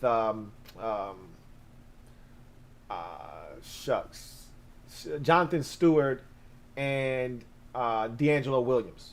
So they had a lot going for them in that season. And everything kind of just fell into place, honestly. Dynamic offense, solid defense, and that's how they got to the Super Bowl. I don't think that's who we are. We're not a dynamic offense, and the defense is just kind of there. That could be the case this year. I think of all the teams, we're probably closer to the 2017 team that made it to the playoffs and lost on the road at New Orleans, had a chance to win. The offense was solid, but that was a gritty defense that they had that year. That was a solid team, you know. But we'll see. I don't think we compare to any of those teams because we're built differently in certain regards and aspects. Like, their defensive line was good. They spent a lot of draft capital on the interior of their defensive line. K'Wan Short and Star Lotulelei. All of those guys, they spent first-round picks, or not first-round. I don't think K'Wan Short was a first-round pick. He was a third-round pick. But Star Lotulelei was a first-round pick. They spent a lot of draft capital up front. They even spent another first-round pick on Butler, another defensive tackle, I think a year or two later after they had just, spent a first-round pick on Star Lotulelei, Vernon Butler. So they really beefed up the interior of that defensive line. We've done that here already. So you can see them doing a little bit of that here. But when I look at the team, I think we're more talented, honestly. It's crazy when you look back at that 2015 team. On offense, specifically at receiver, they don't have anybody really that scares you in that group. That was really Cam Newton, a vicious run game, and Cam Newton being just a dynamic playmaker on offense. When you really look at what they had, they didn't have, I want to say it might have been Jericho Cotchery and Ted Ginn Jr. Like, they didn't have a bunch of guys that scared you. They just ran it so effectively with Cam and the two running backs that you had to come up and play the run. And when you did, oh, here comes Ted Ginn Jr. over the top and Cam hitting him for a deep ball. So I don't think any of our teams really, compare to theirs. I think this is a different entity here. Honestly, if we're keeping it a buck, that Panthers team in 2015, which was Ron's best team, Josh Norman and all those guys. This team is better than any team Ron had, talent-wise. It's better than any team Ron had in Carolina from a talent perspective. But those guys played together for years in Carolina.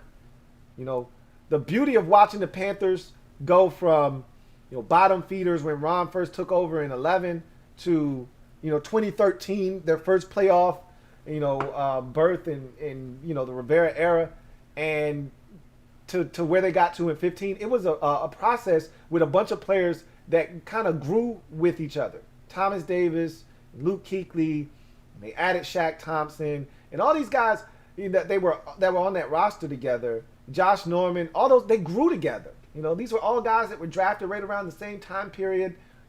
These were guys that all kind of came up in that same locker room, in the same scheme, and you saw that kind of bear out, and they were able to take advantage of that. And that's what we're hoping here. When you do it in a homegrown fashion, it just feels different.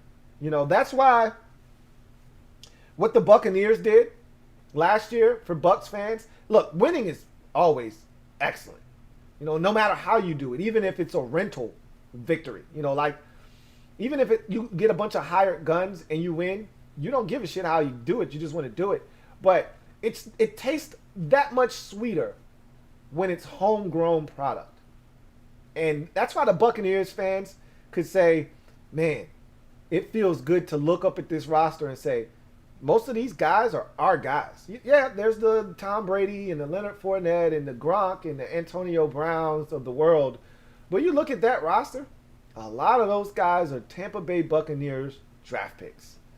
Young guys. That entire secondary is on its rookie contract. Their linebackers, Levante David, homegrown product, been there forever, hasn't gotten the credit that he's deserved, but been a hell of a football player in this league for a very long time. Okay, White, their middle linebacker, to me, might be the best linebacker in all of football right now. All right, homegrown product. You know, when you look at all of the stuff that they put on the field, yep, JPP, guy they brought in free agency a few years back, same with Shaq Barrett, but it's Ndamukong Suh. But a lot of their football team, offensive line-wise, all of those guys, for the most part, are all draft picks. You know, from their left tackle, Donovan Smith, to their right tackle, who they just drafted last year, Tristan Wirfs. All of that line, for the most part, all guys that they drafted. You know, Ronald Jones, draft pick. All their receivers, for the most part, draft picks, okay? Drafted the kid out of Minnesota in the 5th round. He ended up playing a huge part as a rookie. You know, the little speedster that they have, Scotty Miller, draft pick. You know, Mike Evans, draft pick. So, Chris Godwin, draft pick. Like, a lot of those guys, Cameron Brate, draft pick. A lot of their guys, O.J. Howard, even though he got injured, draft pick. That's a young team with a bunch of young players that they drafted and groomed in Tampa Bay. So, and that's how you do it. You draft, like, 70% of your roster should be draft picks. And you supplement the other 30% with free agents. And that's how it should be. And we're getting to that point. A lot of our roster are young guys that we drafted. Undrafted, rookies, draft picks. That was the problem. That was one of the things I kept saying about this roster is you look at all these drafts. None of these guys are still here. And, you know, we would go back and look at the, you know, the drafts from the past. You'd look at the 2012 and the 13 and the 14. And none of these guys were around. That's problematic. When you go back, you know, 5, 6, 7 years and none of those guys are on your football team anymore. You're not building it the right way. Now we look up, you know, a bunch of the guys from the 18 draft, you know, are still here, or at least there are at least 3 or 4 contributors still here from the 18 draft. Now what? I'm not going to guess. Let's just look it up. I guarantee you we've got guys contributing at a high level. Let's go all the way back to the Jonathan Allen draft of 2017. We'll start there and we'll work our way up. And I guarantee you we've got 2 or 3 players from each of those drafts. That's how you do it. That's how you build a sustainable winner. With young players on rookie contracts and you fill in the gaps with veterans off the street as free agents. Let's look at the 2017 NFL draft of the Washington football team and see what they did. What they did there. So 17 for Washington. Jonathan Allen, Ryan Anderson, Fabian Moreau, Samaje Perine, Monte Nicholson, Jeremy Sprinkle, Chase Roullier, Robert Davis. Those were your picks in that draft, okay? So, of that group, you got Allen still here, and you got Roullier still here. 2 key contributors, 2 starters out of that draft. Ryan Anderson just left in free agency this past year. So did Fabian Moreau. Jeremy Sprinkle just left in free agency this year. So just a season ago, we had 5 guys still on the roster from the 2017 draft. Now we have 2 because those guys in that 17 draft, their final year of their rookie deal was up this year. So you had to make a determination on those guys, whether you wanted them back or not, because they didn't have a 5th-year option. Only player had a 5th-year option was Jonathan Allen. They exercised that. That's why he's still here. But you had to re-sign those guys. That's why Chase Roullier got another deal. Either you had to sign him and bring him back, or you had to let him walk. They decided to re-sign Chase Roullier. He's been a very durable and quality football player for us, so they brought him back. Everybody else they let walk. But those guys were here, though. Okay? So that was the 2017 draft. Let's look at the 2018 draft for Washington. All right? So, let me pull up that draft. Know what I need to do? I need to get to a place where I can just pull up the draft real easy.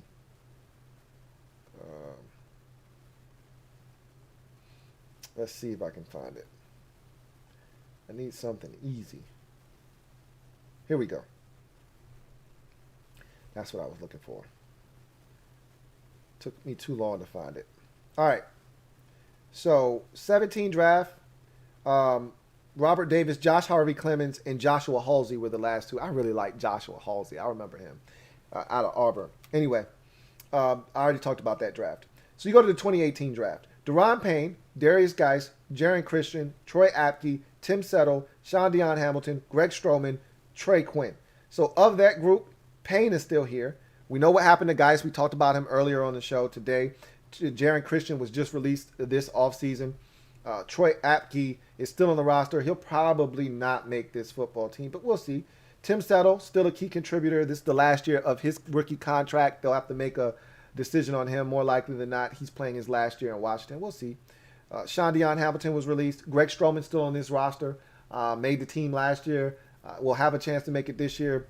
I wouldn't hold my breath that he'll be on the roster, but you never know. And Trey Quinn was released. Did not make the team last year. So of that group, you've got two key contributors, just like the last draft, and you've still got two other guys still on the roster in Apke and Greg Stroman. And as of last year, you had Christian, Apke, Settle, Sean Deion, and Greg Stroman still on the roster. So 1, 2, 3, 4, 5, 6 guys out of an 8-player draft in 2018 still on the roster. Now that's been trimmed down to 4. And I think of those 4, 2 are probably going to remain, Payne and Settle. I think Stroman and Apke more likely than not will not be on this roster. But we'll see. We'll see what happens. And then they spent a 2018 supplemental draft pick, don't want to forget this, on Adonis Alexander, the big, tall, long corner out of Virginia Tech. That was a failed experiment by Washington. 2019 draft, Dwayne Haskins, Montez Sweat, Terry McLaurin, Bryce Love, Wes Martin, Ross, Pierce Baker, Cole Holcomb, Kelvin Harmon, Jimmy Moreland, Jordan Brailford. So of that draft, Sweat is still here. McLaurin is still a contributor. Wes Martin still here. Don't know for how long. Cole Holcomb is still here. Kelvin Harmon still here. Jimmy Moreland still here. So of a 1, 2, 3, 4, 5, 6, 7, 8, 9, 10 player draft, we've got 1, 2, 3, 4, 5, 6 players out of 10. 60% of that draft is still in Washington. And I know you're saying that's just 3 drafts ago. They should still be here. But you'd be surprised at how many guys fall by the wayside in a draft that occurred 3 years prior, especially if they're not first or second round picks, third round picks or so. A lot of those guys, if they're not cutting it, they're gone, So of that draft, you can't miss on Haskins, which we did. So that just makes that draft a lot harder to stomach. But, Montez Sweat in the first round kind of makes up for a little bit of that. But that's hard to stomach. That you take Haskins, in the first round of that draft. So you got Sweat, McLaurin, key contributors, both starters. Holcomb, a starter in the 5th round there. Harmon fighting for his roster life here in Washington. And Jimmy Moreland, another guy that is, I think, on the bubble that may make this football team. So you could easily have 1, 2, 3, 4, 5, 6 guys on this roster again out of the 10. We'll see what happens with Wes Martin and Kelvin Harmon and Jimmy Moreland. Because Holcomb, McLaurin, and Sweat are all locks to make this football team. And really, they're a part of the nucleus and core of this football team moving forward. As you get to the 2020 draft, obviously that's 2 drafts ago. Not this year, but the draft before it. Chase Young, Antonio Gibson, Sadiq Charles, Antonio Gandy Golden, Keith Ishmael, Khalid Hudson, Cameron Curl, James Smith-Williams. Every single one of those guys made the football team. Every last single one were on the roster last year. Not a single one of these guys got cut. So now that puts you in a position where you look at these same players, and now because you have a new crop of draft picks, some of these guys become expendable. So Chase Young, Antonio Gibson, and Sadiq Charles are all locks to make this football team. Okay? Antonio Gandy Golden and down is where you start assessing these players and see where their standing is on the current roster. So Antonio Gandy Golden, I think, is on the bubble. You know, he's right there with Kelvin Harmon fighting for his roster life. Keith Ishmael is a guy that I think is fighting for his life with all the upgrades and moves made to the offensive line. The interesting thing is they haven't really done anything at center, which is the primary position that he plays. So he may actually be safe. But if you find guys that have versatility to play multiple positions, which Keith Ishmael can, I think that's why he's going to continue to be on this football team. Because if anything happens to Chase Roullier, he's the first guy up. He's the only guy that we have that can play center. And he can also play both guard positions. So I think Keith Ishmael is going to be safe. Same with Khalid Hudson. He's not going anywhere. Core special teamer and a guy that I think is going to see more defensive snaps this season. Cameron Curl, obviously a part of the future. After his rookie season, we think that this guy has a bright future. And I think this second year is going to tell a lot about Cameron Curl moving forward. He could have a massive regression this year, and we could be talking about Cameron Curl in a different light next offseason. Right now, he seems like he's a part of the nucleus moving forward defensively as a seventh rounder. James Smith-Williams, a guy that they obviously like. He stayed healthy last year and actually did some good things in some reps and snaps last year. So he's a guy that I think, with the lack of depth on the defensive line, I almost feel like James Smith-Williams is going to make this football team. So with that said, 1, 2, 3, 4, 5, 6, 7, 8 players drafted last year. Realistically, all 8 could be on the team, but more likely than not, 7 out of the 8, with Antonio Gandy Golden being the lone guy that doesn't make the squad, could be the 2020 draft. I mean, that's how you want to do it. That's how you do it. And then obviously you had a 10-player draft this year, and I don't think all 10 are going to make the roster, not like last year's draft where all 8 made the roster. I think of the 10 players that we drafted, 8 are going to make the football team. Jamin Davis, Samuel Cosme, Benjamin St-Juste, De'Ami Brown, John Bates, Derek Forrest, Shaka Toney are all going to make the team in my estimation. William Bradley King has a shot. Do not count him out. But him and Dax Milne are the two that I think are going to be practice squad candidates. Dax Milne is definitely on the practice squad. I do not see him cracking the roster with all of the wide receivers that they have with experience in the league already. I just see him being a guy here to learn from Adam Humphries and take over that spot potentially next year. And Cameron Cheeseman is a guy that also was selected in the Washington draft. We know he's making the football team as well. Hell, so, you know, but that's been the problem here is when you go back to the 20, you know, we should still have 1 or 2 players from the 16 draft and the 17 draft, or excuse me, in the 15 draft on the team. That's not uncommon to have 2 or 3 players from those drafts as well at this point of their careers. I mean, hell, think about it. If you were drafted in the 2015 draft, then, and let's say you were drafted at age 21, and you were drafted in 2015, you're only like 27, 28 years old right now.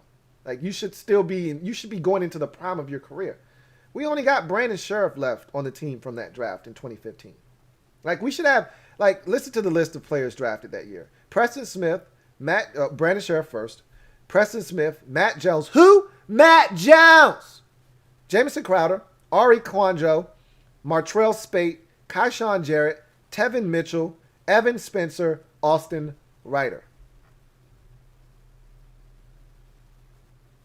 Really? The following year's draft, 2016. Josh Doxson, Sua Cravens, Kendall Fuller, Matt Ioannidis, Nate Sudfeld, Stephen Daniels, Keith Marshall. So of that 16 draft, we actually do have 2 players on the roster still. One we just got back in Kendall Fuller, but it doesn't matter. He's still here. And Matt Ioannidis.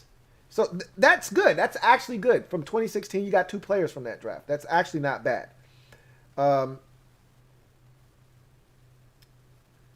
You're pushing it. Once you get to 14 and 13, you're pushing it at that point. But I said all of that to say this. We're doing it the right way. We're doing it the right way we're building this thing where our young players are going to be the nucleus of this team moving forward. That's going to give you the best chance to win and win consistently. We don't want to just win 1 year and then be out of the playoffs for 3 years and then get that one season that we can get excited about. We're trying to make this an annual thing. We're trying to get to a point where the expectation is we're supposed to win. We're supposed to be a 12-5 team. We're supposed to be 13-4. We're trying to get to that point where it's not a surprise. We're not sneaking up on anybody. We are one of the best teams in the NFC conference. Having a quarterback is the easiest and best path to doing that, right? Having a franchise quarterback. But the next thing that you want to be able to do, because if you have a franchise quarterback, guess what? You got to pay him. So the best way to surround that quarterback is with a smatter of veterans here and there. Boop, boop, boop, boop, boop, boop. Drop a couple of veterans in there, but a bunch of young guys on rookie contracts. That's how you sustain winning in this league. The best franchises find a way to do that. Pay the guys that you can't just find another one in the draft. Pay those guys and let the rest of them walk and continue to turn over those positions.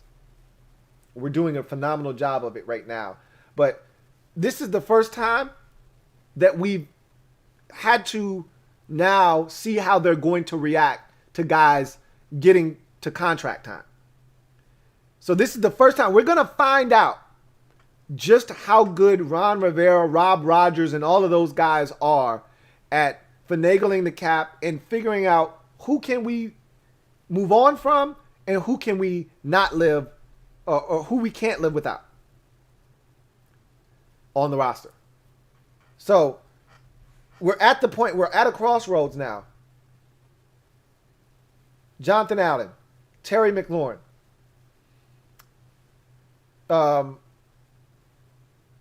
Deron Payne, he's coming up as well. J.D. McKissick, pay him, not pay him, and everybody doesn't get paid a ton of money. You know, when we, like Chase Roulier just got a deal. That's not a break the bank deal. Everybody doesn't get paid top dollar. You can pay some of these guys and keep them around. Like my guy, Derek B, was saying, don't pay this position, that position. Well, there are exceptions to the rule, even if that's the way you feel, because some guys don't warrant a 6-year, $84 million Landon Collins type of contract. You know, Cameron Curl may come up in 3 years for a new contract, and he may be willing, you know, he may be the type of player that you sign for a quality, good deal for both sides. Not going to break the bank. He's a quality player in this league, but he's not a star. He's not looking to get star money. He just wants what he feels like he's earned with his play the first 3-4 years of his career. So, you know, there are exceptions to the rule. Not everybody's going to get star money, nor should they. But if you feel like a guy wants more than you're willing to pay him, that's where you got to draw the line in the sand. That's what they did last year with Eric Flowers. They really liked what Flowers did, and they would have loved to have had him back. But they like, we ain't paying you 3 years, $30 million. You can go somewhere else to get that money. And he did. Now he's back here in Washington. You know? New England, they loved Trent Brown. Said, man, you're an excellent tackle, dude. We love you.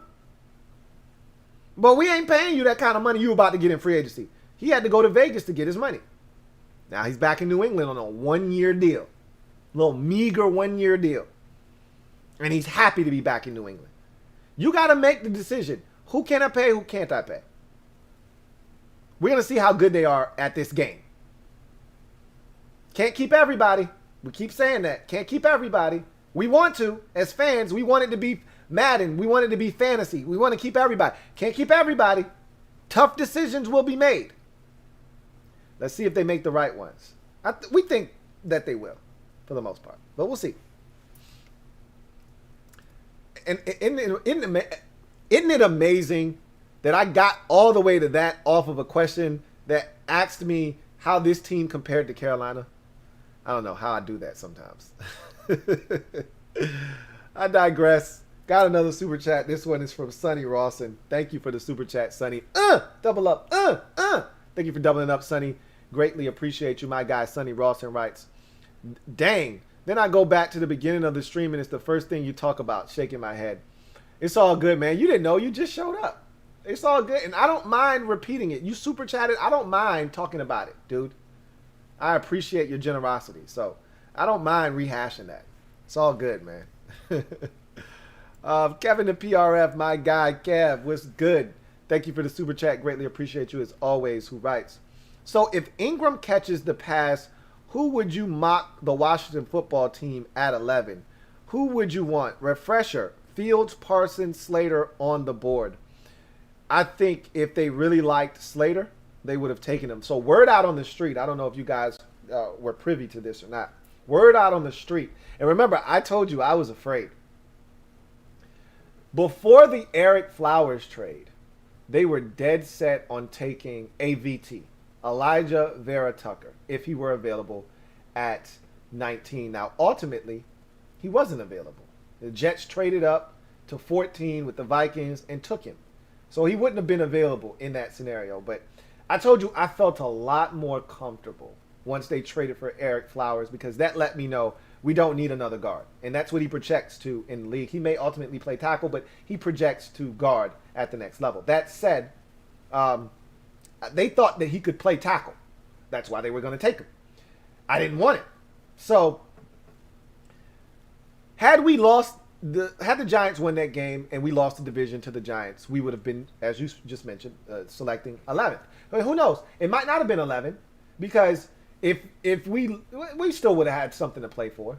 You know, we would have had something to play for week 17 versus the Eagles. We probably still end up 7-9. That said, right? If we're 11th and those players that are on the board I think they take Justin Fields. The rumors were that they really liked Fields. They didn't love him. Obviously, they didn't love him enough to come up and get him, but they liked him a lot. And had Fields fallen to 19, they would have taken him. So you heard Rivera after day one of the draft say, you know, there was a quarterback we had our eye on, and if he would have fallen into our wheelhouse, you know, we were entertaining some ideas of potentially going up, but that guy never fell into our wheelhouse. You know, and I think they were talking about Justin Fields. So, I had the conversation. They couldn't have loved him. I had that conversation with the show that I did today. They couldn't have loved him, because if they did, going up 8 spots from 19 to 11 or 10 or 9, if you didn't think that the Cowboys or the Giants or the Eagles would want to do business with you, you could have gone up to 9 with the Broncos. And I'm not saying the Broncos necessarily were looking to get out of 9, but, you know, if you loved him, you could have done something to get him. Obviously, it takes 2 to tango. And you're asking a team with a top 10 pick to move out of the top 10 all the way back to damn near 20.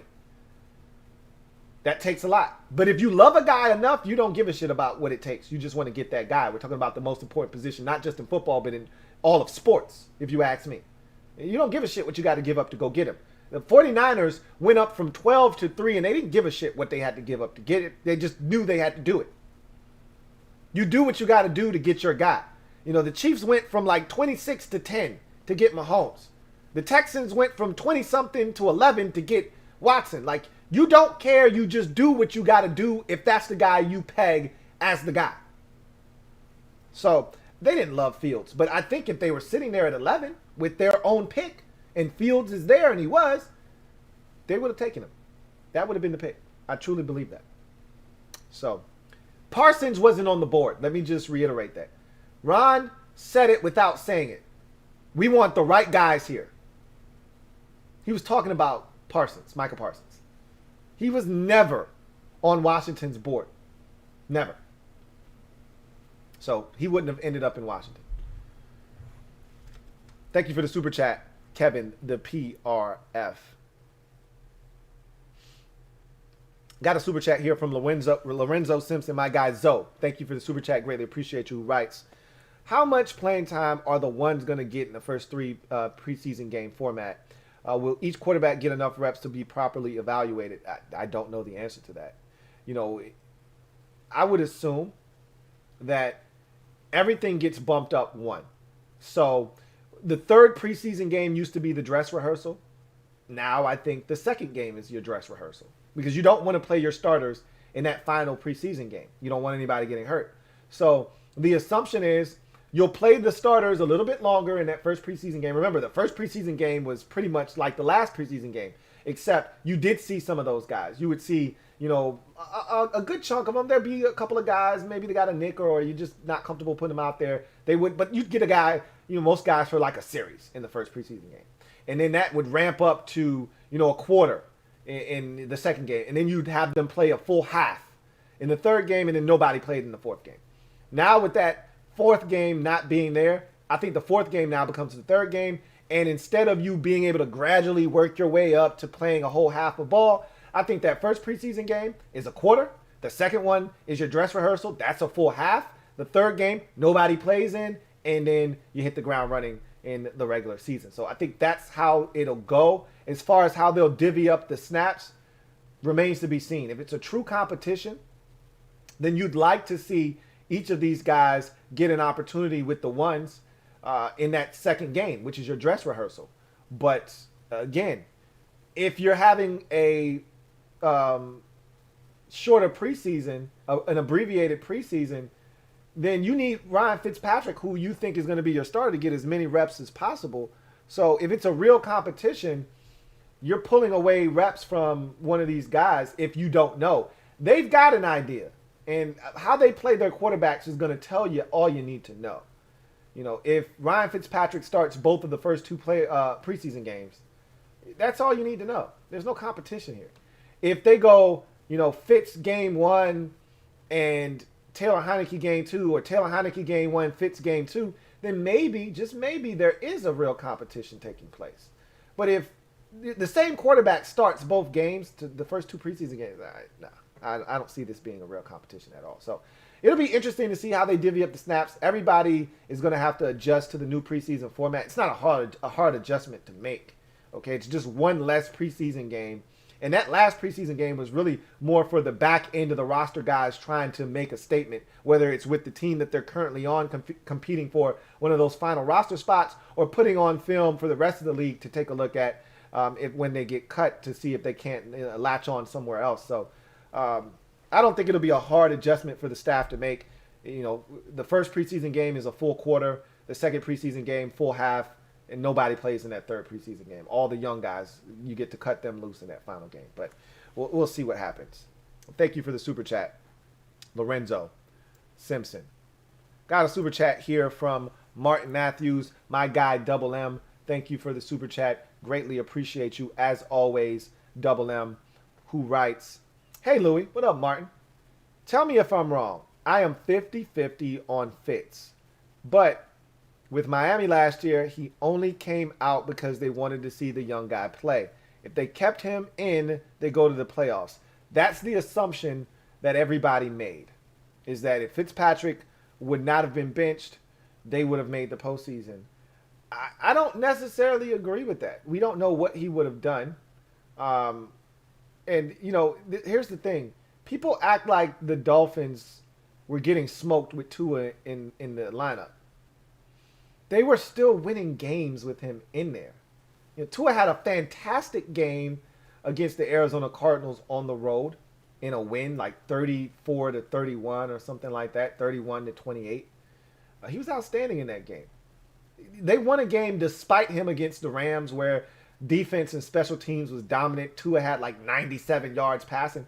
Who gives a shit? They won the game. Like, Fitzpatrick playing wouldn't have made much of a difference. He might have thrown him out of the game for all we know. Tua just babysat the game, and they won. Defense was dominant. Special teams contributed. They were still winning games is what I'm trying to get to. Now, if we look at the Dolphins schedule, let's have a quick peek, see at the Dolphins schedule. Dolphins 2020 schedule. Let's take a look at what they did. And I remember week 6, they were 3-3 going into their bye week. They benched Fitzpatrick going into week 8. They had a bye week 7. They destroyed the 49ers, I want to say, right before their bye week. And they made a decision at the bye week to start Tua. So let's look at the schedule. And if memory serves me correct, they were 3-3 when they headed into that bye week. Let's see. 1, 2, 3, 4, 5. So the Dolphins game, they blanked the Jets in week 6.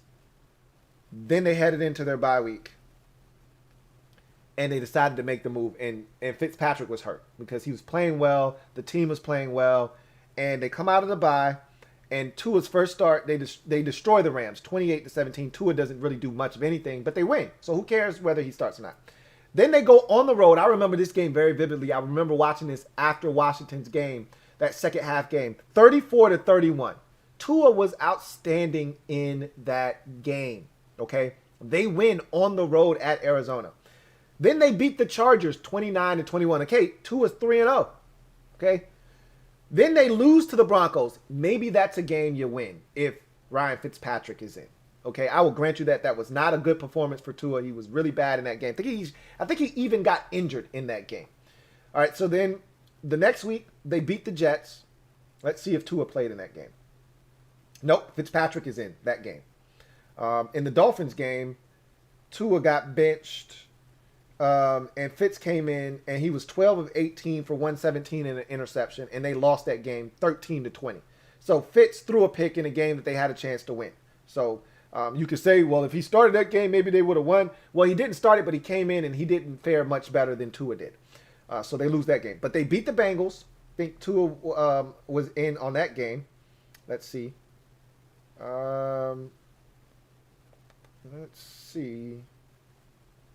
Tua was in against the Bengals.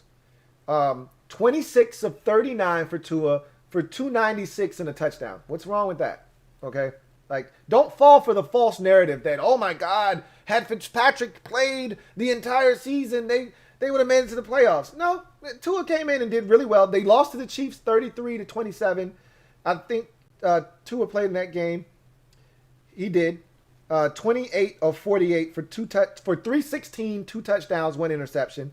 Fitzpatrick might have fared better, but remember, that wasn't a loss on the offense as much as it was the defense.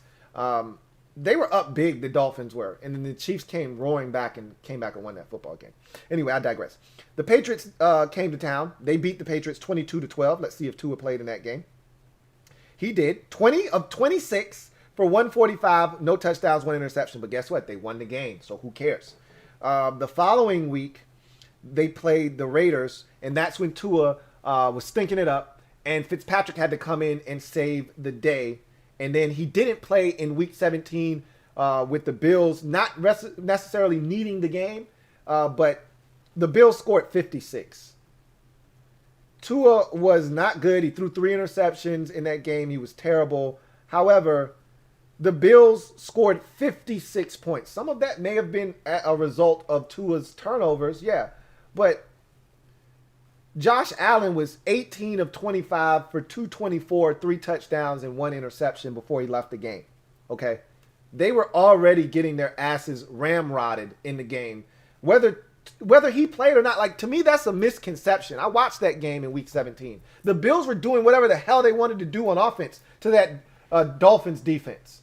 Okay? Tua didn't make it any better with his turnovers, but let's stop the false narrative that, oh my God, if Fitzpatrick would have stayed. I watched that team. You know, I watched the entire NFL. That's why I don't subscribe to that. Okay?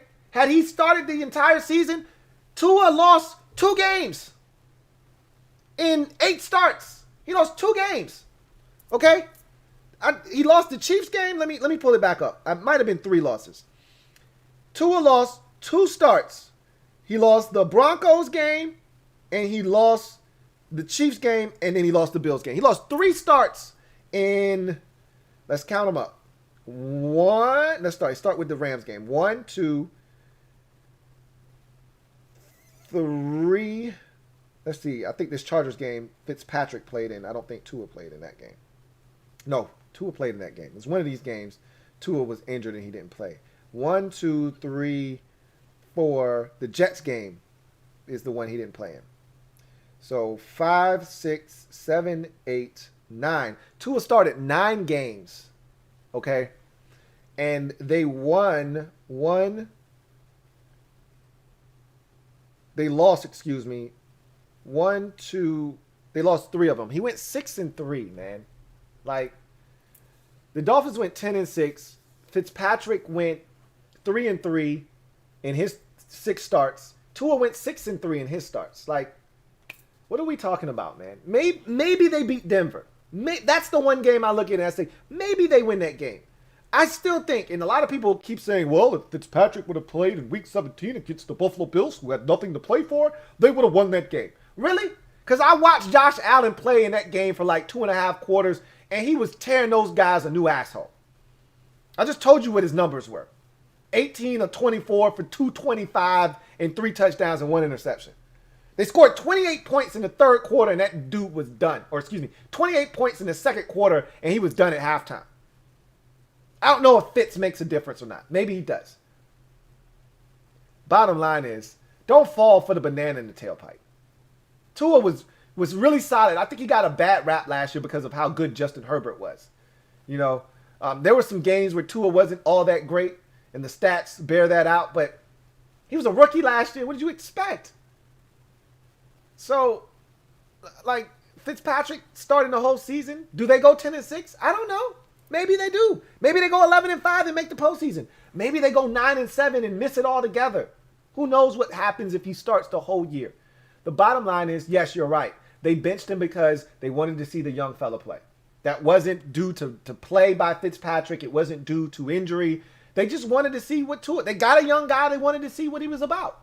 I thought it was a brilliant move. It was gutsy because Fitzpatrick was playing at a high level. The team as a whole was playing at a high level. They blew out the 49ers on the road. They blew out the Jets the week, after that. And they go into the bye week winners of 2 straight, maybe even 3 straight, because I think they beat Jacksonville on a Thursday night. The week before that, let me see if that was the week before the 49ers win. Yeah. So no, it wasn't. The Dolphins lost to the Seahawks. That was a close game. But they lost that game to the Seahawks. And then, so they dominated the Jaguars on a Thursday night in week 3 to get their first win. They lose to the Seahawks in a close game. Then they dominate the 49ers 43-17 in San Francisco. They follow that up with a 24-0 beatdown of the Jets the week after that. And then they go on their bye week, and that's when they announced Tua was going to start. So Fitzpatrick was hurt by that because he was playing some of his best ball, and the team was playing some of their best ball, and they decided to turn the reins over to the young fella. But the team kept winning. Okay, they won Tua's first 3 starts. They didn't lose a game with Tua until the Denver Broncos game. And again, Tua got a little banged up in that game. They benched him. Fitzpatrick came in. He didn't fare that much better. Maybe he would have fared better had he started the beginning of the game, and maybe they beat the Broncos. I don't know. The Broncos are a really quality defense. But whether Fitzpatrick played or not, they weren't going to beat the Chiefs, I don't think. That was one of Tua's 3 losses. And I don't think they were going to beat the Bills either, contrary to popular belief. If he would have played in Week 17, they would have beaten the Bills. I don't know about that. The Bills were smoking everybody back into the season. They were putting up 50 spots on everybody. You can get a 50, you can get a 50, you can get a 50. Who want a 50 burger? They were serving them up like they were buffalo wings. I don't subscribe to that theory. And you're not alone, and I know you said you've been hearing that from people. I've heard it too a bunch. I'm not one of those people that subscribe to that. That's why you haven't heard that from me. Because I watched. I don't believe that to be the case. Thank you for the super chat, Martin Matthews. See. Got another super chat. This one is from Joe Rockhead J. Thank you for the super chat, Joe Rockhead J. Greatly appreciate you. My guy Joe Rockhead J writes, "What up, Lou? Already subbed to the CCS. Thank you for that, Joe Rockhead J, man. I really do appreciate that." He says, "Gotcha. I do think more games will come down to who outcoached who more than the talent. Do a show comping coaches." We'll take a look at that probably as we get closer to the season. That'll be a conversation a topic of conversation for us, as we get into July, because I do think there'll be some games where coaching comes into play.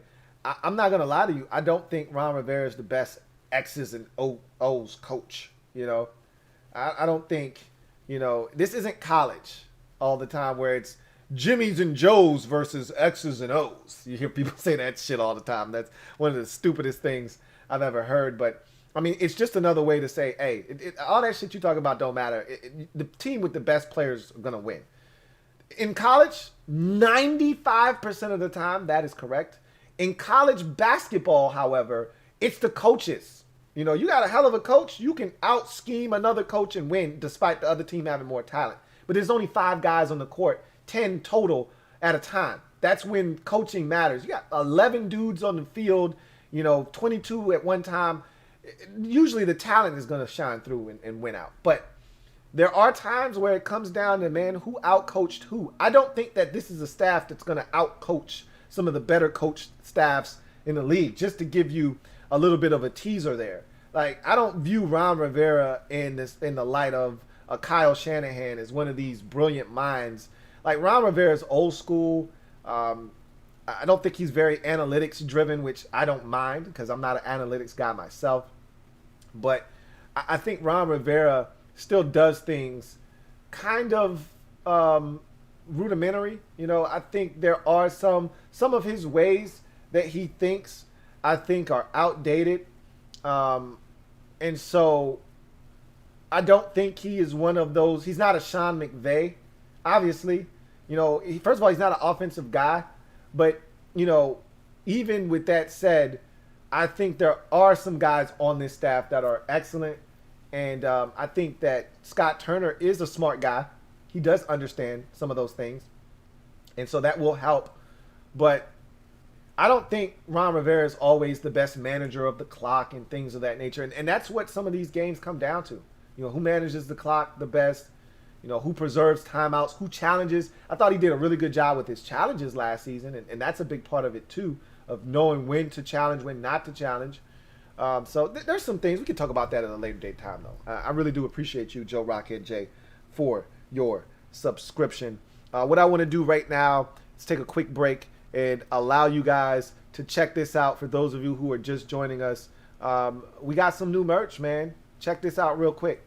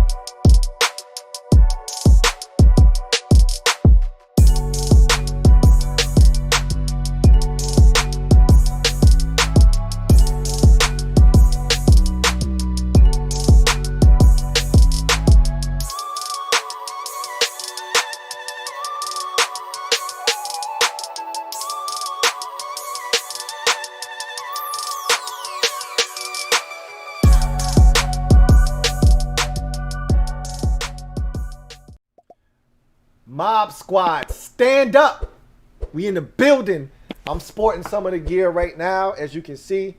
So, hey, just like we did with Ron's plan, I want to hit this hard. It's a pre-sale, pre-order. So get it while it's available, while supplies last. Last time we had so much success with Ron's plan that it ran out. So I really want to thank you guys for the success of Ron's plan. And I'm going to tell you that I think this is going to be equally, if not more successful, because there are so many more of you in the Mob Squad. I think the Mob Squad right now, we're 850 deep. So if you're in the Mob Squad, you need to be repping the Mob Squad wherever you go. I know I'm going to be rocking my shirt outside of the crib wherever I go and letting people know I'm a part of the Mob Squad. And I think you should do the same. You go into a game, let people know you're a part of the Mob Squad. They're going to probably want to know, what is the Mob Squad? And you're going to tell them it's a Washington family. It's what we are, essentially. And so, let them know by getting your gear. And big shout out, man. Big ups to my fiance, my beautiful fiance, soon-to-be wife, that did that presentation that you saw. She did the last one. She did this one and did a hell of a job. So, baby, I love you. Thank you for that, bae. And I tell y'all, man, this mob squad is for real, man. Like like she said, it's a lifestyle. It ain't just what we talking about. It ain't just words we say out of our mouth. It's a lifestyle over here, man. And I love the fact that you guys have been so instrumental in getting it to where it is. And I can't wait to be. I'm gonna be more active this year. We're gonna do a lot of different things in there. We're gonna have some giveaways, and we're gonna really take the mob squad to another level this year if everything works out the way that it's supposed to. And we'll see if those things happen or not. But if you haven't already done so, please become a member of the Mob Squad. The link is down in the description of this video. Same thing with the CCS. I talked about this already. I'm going to talk about it again. I'm going to continue to talk about it. If you haven't already subscribed to the Card Collector series, I separated that from the Louie T Network, so you guys don't have to worry about those videos uploading, and you got your notification bell and you're getting notifications about card videos that you don't care about. So I separated that. You don't have to worry about that anymore. All I ask is that you subscribe to that channel on YouTube for me so that I can get to 1,000 subscribers on that channel. And so there are a lot of you out there. This family that we have here as Washington fans is huge. It's massive. There are enough of you that if just Washington fans alone go over to that channel and hit the subscribe button, I will have 1,000 subscribers on that channel like that. If you guys just do your part as Washington fans, just hit the subscribe button. Don't turn on the notification bell. You don't have to know that those videos are being uploaded. But I just need your support, and a lot of you have already done that, and I urge the rest of you who haven't to please hit that subscribe button. Can't thank you guys enough in advance. So if you're not a part of the Flick app and the Mob Squad, the link is down in the description. I will pin that in the comment section of this video as well, along with the CCS, which is down in the description of this video as well. So all of that stuff, if you're looking for some merch, that's available up on the website. That is in the description as well. I will pin that link in the comment of this video also. So all of those things, a lot going on. I want you guys to be informed on all of it. Mob Squad, stand up. We in the building like always, and get your merch and let everybody know loud and proud you are a member of the Mob Squad. So thank you for the super chat, Joe Rockhead J.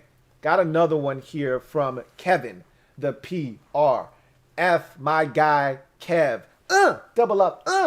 Thank you for doubling up, Kev. Greatly appreciate you. My guy, Kevin, the PRF, writes, to expand on Martin, I say if Fitz does play 17, we repeat as NFC champs. But if you're 50-50 on 50-50, all right, so 50-50 on 50-50.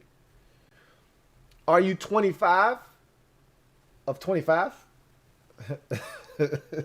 Are you 25 out of 25? If you're, so I'm not necessarily 50-50 on 50-50. All right. I might be 60-40 on 50-50.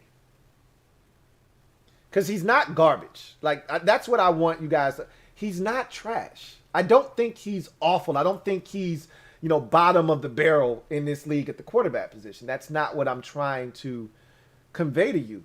What I'm telling you is he's not elite. He's not upper echelon. He's not top shelf. He's not the kind of liquor that's going to give you a stinging, just a throbbing headache the next day and a massive hangover. He's not cheap liquor, okay? He's not Burnett's. Okay? He's not Everclear. You're not going to wake up tomorrow barfing and throwing up all over the place. Okay? But he ain't top shelf either. All right?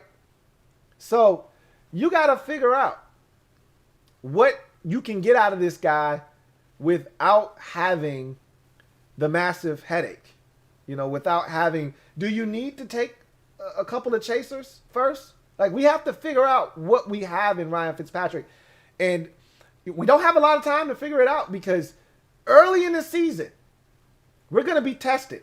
And I talked about the schedule, and we'll talk about that more down the road. We're getting closer and closer to the point of the offseason where we're going to start looking at the schedule, talking about games, wins, losses, that kind of thing.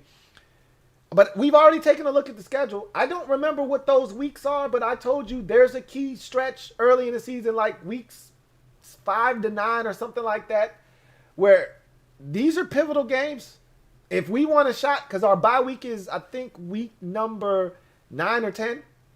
If we want to be in it, going into the bye week, there's a pivotal stretch from like week 4 to 8, 3 to 7. It's a 4-week stretch where I'm like, hey, we got to find a way, or it's a 5-week stretch, I think. And I'm like, we got to find a way to come out of that thing, 2-3, no worse than 2-3, 3-2. We got to find a way, which means we need to win against the Chargers and the Giants early in the season to make, I was like, we got to come away with at least a split. We can't come out of that 0-2 because in the next, 5 weeks, it's murderer's row and we got this, that, and the third, and we got to come out of this thing, that, and so we're going to talk about it.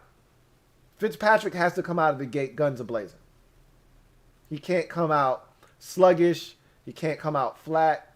And if he does, if the defense is able to pick him up, he better pick it up. If he doesn't have a stellar game week 1, that Chargers defense is really good. As I mentioned, the Giants, we think they're going to be much improved defensively. If he comes out and he's subpar, he's average, but the defense is excellent, and they will us to a couple of victories, okay, you got some of those jitters out of the way. All right, now, week 3, we can't have that shit. You got to tighten up. So, I'm not 25 of 25. I'm not 25 out of 25 on 50-50. I think I'm 60-40 on him. I think he can get it done, in spurts. I don't know for a 17-game season if I think he can get it done consistently. That's really my biggest issue. So we'll see what happens. Thank you for the super chat, Kevin, the PRF. Got another super chat from Joe Rockhead J. Double up. Thank you for doubling up, Joe Rockhead J. Greatly appreciate you, my guy. Joe Rockhead J writes, to the 3 chumps who dislike this video, you don't have to call them names. Look, I've got people, and anytime you do what I do, or just anytime you do anything of note, you're going to have people that simply do not like you for whatever reason. You may not have done anything wrong to that person. They just don't like you. All right, I'm not alone in this. I talk to other content creators, and I tell them, I got a guy that he subscribed to my channel, turned on the notification bell just so that when I upload a video, he can hit the dislike button. And they say, oh, I got people like that too. It is what it is.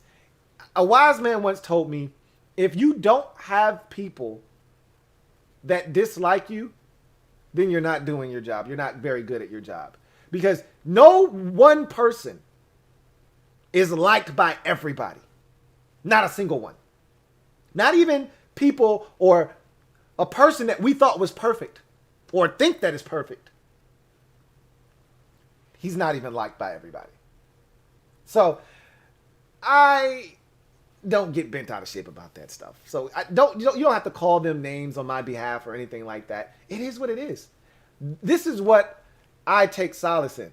There are more people like you, Joe Rockhead J, that support, that rock with me, that are going to hit the like button, that are going to watch, that are going to, converse with me and the people in the comment section that are going to make this community strong and continue to grow. There are more people like you than there are the people that are going to hit the dislike button.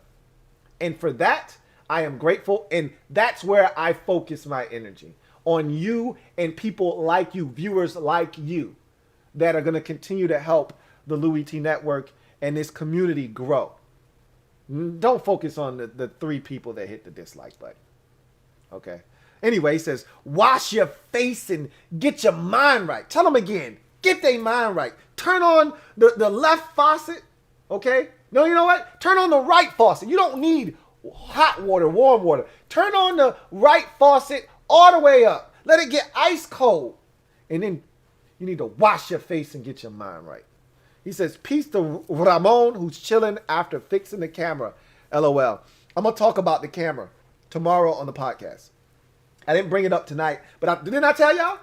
I had a revelation yesterday on the podcast. I told y'all. I said, oh, I may have figured some shit out. I'm going to talk about it tomorrow. Anyway, I digress. Thank you for the super chat, Joe Rockhead J.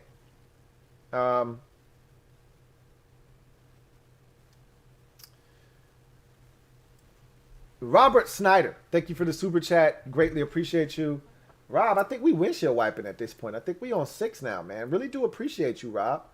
My guy, Robert Snyder, writes, keep schooling us, Lou. We love you, man. You are only getting me much more excited about this season. I told you, man, that the anticipation continues to build.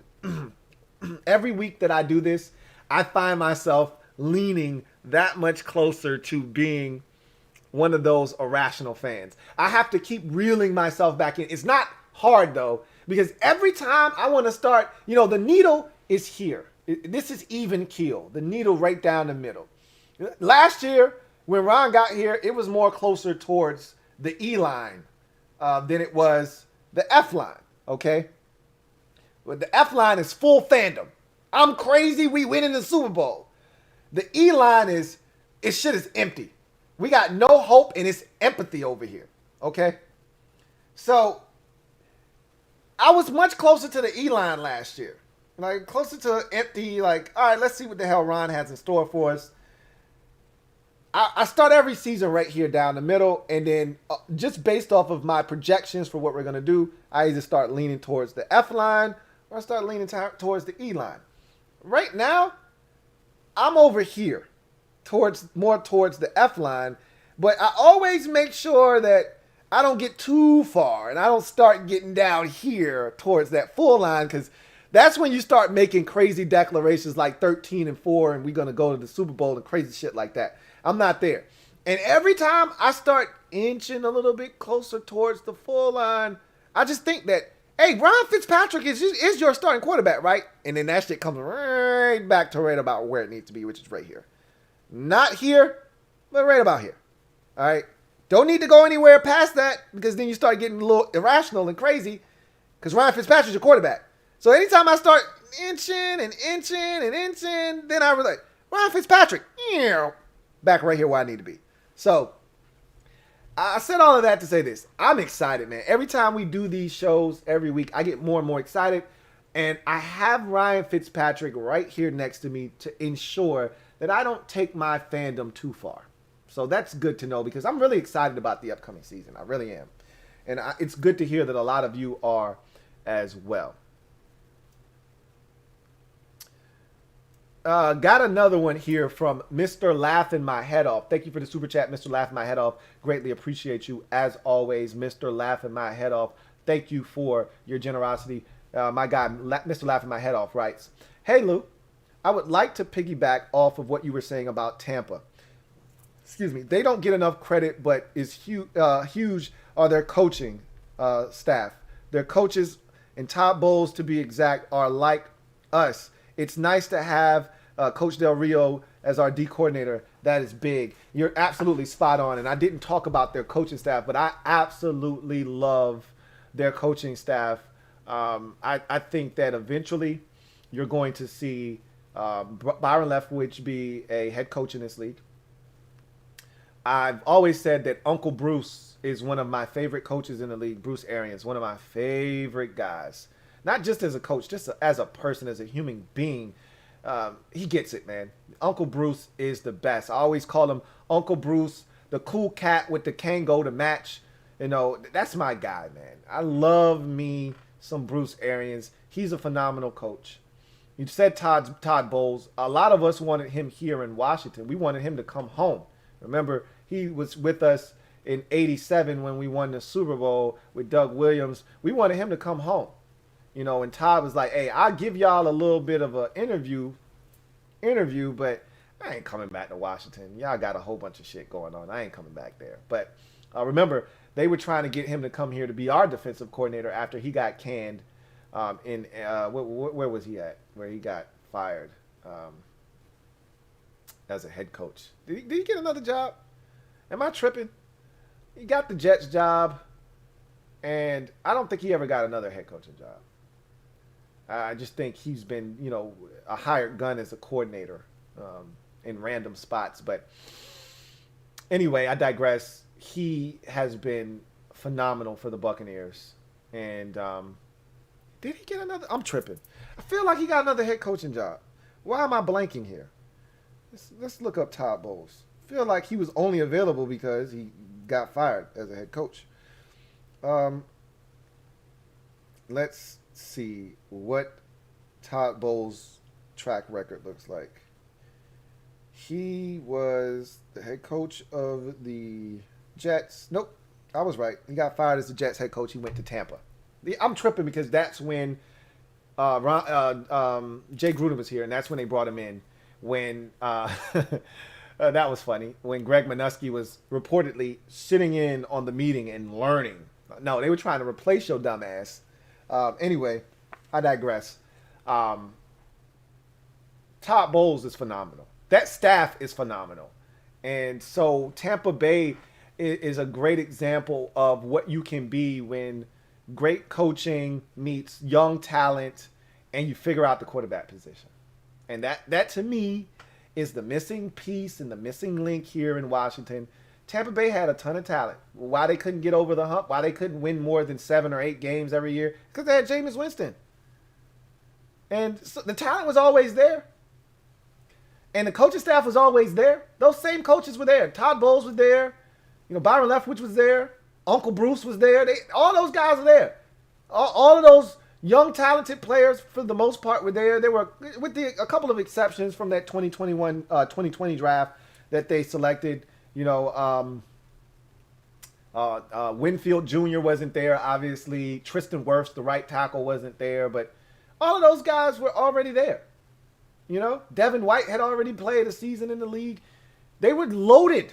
They were loaded talent-wise with young, talented players and a coaching staff ready to win. They just didn't have the quarterback.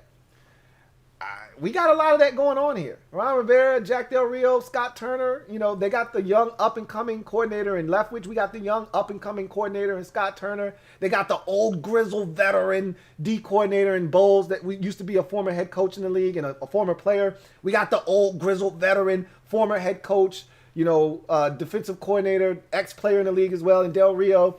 They got the veteran coach that is respected around the league that had to beat cancer in Bruce Arians. We got the respected veteran coach that had to beat cancer in Ron Rivera. There are a lot of similarities. The difference is we still got Jameis Winston at quarterback. We got all that talent, all that shit they got at receiver and all of the talent. We got all of that shit. All the talent we hope Jamin Davis turns into something like Devin White. All of that shit that they have, we got it talent-wise. All right? The problem is we still got Jameis Winston at quarterback. They found a way to shake themselves free of Jameis Winston and upgrade. Let me upgrade you. They went and got Tom Brady, the GOAT. Now they win the Super Bowls and shit. We still got Jameis Winston at quarterback. That's the difference between what the Buccaneers are doing and what we're trying to do. So, thank you for that super chat, Mr. Laughing My Head Off. Greatly appreciate you. Kevin, the PRF, thank you for your 3rd super chat. Really do appreciate you. My guy, Kevin, the PRF, writes, it's probably Friday by the time you're reading this. I beat you. It's 11:58. I gotcha. Says, let me know if you need a broadcast editor for those 35-minute super chats. I'm cheap. I beat you. You thought I wasn't going to get to your super chat before midnight, and I gotcha. I like when I get you, Kevin, because you always trying to get me. I got you. Just like when you were doing the over-unders on I Digress, and then I had to curtail my I Digress usage. The usage rate went way down. Now I'm back like cooked crack because you're not clocking me anymore. I said I Digress at least 5 or 6 times tonight. But if you start clocking me again, it'll go down because I can consciously, look, I'm too competitive, okay? So I can consciously make the decision to not say it if you push me to do that. But since you haven't, I digress. Thank you for the super chat, Kevin, the PRF. Greatly appreciate you. Got another super chat. This is from Metaphor. I think this is your second one. Double up. Might be your third. Either way, thank you for doubling or tripling up. Metaphor, greatly appreciate you. Who writes? Truly, Lou, Jesus, for example, Pontius Pilate hated him. again, he wasn't the only one. You know, there were a lot of, and that's what I'm trying to say. That's who I was referring to when I said a man that we perceive to be perfect. You know, no flaws, no faults. Even he wasn't beloved by all. And so why do you think that I or anybody else out there is going to be? You can live your... Tim Tebow has done nothing wrong to anybody. You can try and pull up dirt on Tim Tebow. You can't. And you know what? People are going to say, he's too perfect. That's a facade. There's something in there. There's some kind of skeleton in his closet. No, there's not. He's a good dude. Leave him be. He's done anything wrong to anybody. Yet people still dislike Tim Tebow. Like I said, I don't get bent out of shape about it. It's not a big deal. Thank you for the super chat. Metaphor.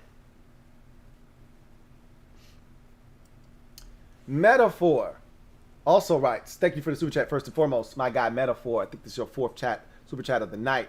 Metaphor writes, glad Ron's driving a Tesla, buckled in, no stopping for gas. Hey, charge that puppy up, and let's go. And I told y'all, look, I've said this a million times. I'm not taking the safety belt off.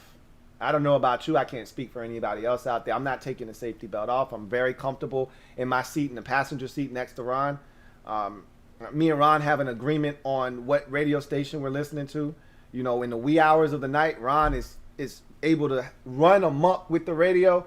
But during the daylight hours when I'm awake, hey Ron, I got the FM AM dial here. Okay, let me plug into the USB drive. And if we got some sophisticated shit going on here, it's Bluetooth connection. That's where we should be right now. But in case we're not, and we still got to hook up a wire there to get me to play my jams on my phone, on my mobile device, then I can do that. But I got the radio during the day. You can have it at night. That's how we roll and operate. But we in the whip, and we kicking it, man. And I told y'all, there's plenty of space for y'all if y'all want to ride. But if you not riding and we take off, we'll stop and pick up more passengers along the way if this thing goes the right way. But I know a lot of y'all that shit doesn't go right. Y'all want out. I'm not getting out. Once you get in, don't get out. Okay? Don't get out. Unless you feel like your life is in danger and Ron's going to crash and you don't want to be in the car when it crashes. I understand that. There was a time when you saw Jay Gruden, you're like, man, this shit is heading straight for a tree. It's wrapping around a pole or a tree. I don't want to be in the car because I don't think anybody's surviving when this shit is over. When they go and they try to sort through the wreckage, I don't think there's going to be many survivors. Let me out of this thing. Okay, I understand that. But if we're not close to that point, let's not start waffling and getting in and out of the car. Okay? Don't make me put the child safety locks on, guys. Come on. So, I'm glad he's driving a Tesla too. That's got Bluetooth capabilities. Thank you for the super chat. Metaphor. Got another super chat here. This one is from Kevin the PRF. Thank you for the super chat, my guy Kev. Fourth of the night. Really do appreciate you. My guy Kev writes, one more super chat for bragging on a minute and 30 seconds. That's right. I won. It was before midnight. He says, keep it 100 as always. You're damn right. I looked down and it wasn't midnight and you thought it was going to be midnight by the time I got to that super chat, so you know you were going to hear about it, okay? You already know what this is. You already know what it is, all right? I really do appreciate that. So that's the last super chat. There are a couple of things I want to get to before we get out of here, though. Did you guys hear that Logan Thomas, and I made an IG post about this. I'm pretty sure most of you, because you follow the team just as closely as I do, some of you follow it even closer than I do. You know about Logan Thomas attending Tight End U. So just let me give you a little bit of a background information on what's going on here. We'll talk about this on the podcast tomorrow or today as well. But Travis Kelce, George Kittle, and I'm forgetting one more guy that's a prominent tight end in the league. But there's one more tight end. It's like a super group of tight ends, the three best tight ends in football. I just don't know who that other guy is right now. I'm blanking, but George Kittle, Travis Kelce, and one more tight end. They created this hub for tight ends called Tight Ends University. It's TEU, so Tight End University. And what they're essentially doing is they're putting together a workshop for all the tight ends, and of course it's not free, but I think this is excellent marketing on their part, because one, they don't play against other tight ends. Now, sure, you teach these tight ends the tricks of the trade, they may be eating up the linebacker on your team. However, they don't care anything about that. These tight ends, they're a fraternity. They're a tight-knit group, because if you succeed, you take it to that next level for the next guy. So when this guy gets paid X amount of money in dollars, you raise the bar for the next guy that's going to get paid. And by everyone making more money, you raise the floor on what the franchise tag is. So they want these other tight ends to be successful, all the while making money by getting these guys to come out, because they got to pay for this, these tutorials and all of the knowledge that these guys, I mean, they're the best of the best in the league. Travis Kelce at one point was leading the entire league in receiving yards and receptions at one point last season before he was overtaken late in the year. So, I mean, these guys are phenomenal. George Kittle, we know what he is when he's healthy. So they put together this tight end university, and they're having these classes this week. And Logan Thomas was there. He was one of the tight ends in attendance. And if he can learn from those guys and bring back from what he learns there to Washington, man, I tell you what, Logan Thomas, man, there is so much that he can learn about, separating, because he's not the most athletically gifted guy. He's not George Kittle. He's more Travis Kelce than he is Kittle. So he needs to learn some savvy. He needs to learn how to separate when it's sticky man-to-man coverage. So is it Ertz? I don't know if it's Ertz or not. I don't know if it's Ertz. I don't think it's Ertz. I'm curious now. I'm going to look it up. I don't want to keep guessing. That's tight end university. Let's see who it is. It's a 3-day summit. Travis Kelce, George Kittle, and Greg Olsen. Somebody said Olsen. Let me go up and get that person credit. I saw that. The foot model says it was Olsen, and you're right. It was Greg Olsen. And that's the kind of guy that Logan Thomas can learn from, is Greg Olsen. Now that he's not the athlete he once was, but can still separate in this league, he's retired now. That is a perfect guy to learn from. You know what I mean? That's a phenomenal thing that they're doing. That's awesome. Because, like Brady, most guys think like Tom Brady. Brady's like, look, I'm not giving any of my opponents game while I'm still playing. Kobe Bryant was the same way. Don't ask me for shit while I'm playing. After Kobe Bryant retired, man, he was giving game to anybody that asked, or anybody even looked like they wanted some game. Kobe was giving it out. Tom Brady seems like that kind of guy too. Like, after he's done, he'll give you all the game he's got, but don't ask him shit while he's playing. Most guys, that's how they are. They don't want to give anybody an advantage. Yet these tight ends are like, look, man, I got all this game, and I'm willing to share it, because guess what? You can't use it against me. You're not on defense. You're on offense. Now, they could go back. These tight ends could go back and tell their linebackers, here's what they told me. But, again, you still got to go out and know when to utilize that stuff. At the end of the day, I think it's phenomenal what they're doing. Anyway, I digress. Jared Coleman, thank you for the super chat, man. Really do appreciate you. Thank you for the super chat, Jared Coleman. Robert Snyder, thank you for your 7th super chat of the night. Really appreciate you killing it tonight. My guy, Robert Snyder, writes, Lou, have you been following the Cowboys offseason based on their upgrades? Are they better? What's your opinion? I talked about that on the show that I was on today. That should be up on Saturday or Sunday, he said. And when it comes out, I'll make sure to retweet it out and make sure you guys know it's out so you can check that video out. But I think I don't want to give too much, because I talked about it on his show, and I want to give you something to watch on his show. And by the way, the name of the the channel is the Juice Alert that I was on. So you can check that out. But I'll say this. I don't want to say too much on that. The Cowboys didn't make a ton of improvements to their roster. But I think they made enough improvements to where I think there could be a force to be reckoned with in the division this year. I'll leave it at that. And we'll talk more about that. But I want to save a lot of that conversation for, what I had to say on his show. And we'll come back and and if you watch the show and then you want to come back and discuss it next week, we can do that for sure. Metaphor. Thank you for the super chat. Greatly appreciate you. My guy Metaphor, 5th super chat of the night. Greatly appreciate you. Who writes? He says TEU sounds like a pyramid scheme or Trump U. LOL. It does sound funny when you look at it. It's just 3 letters, TEU. But when you just say it, tight end university, it sounds a lot better. And it does sound like some kind of pyramid scheme you could get entangled in, for sure.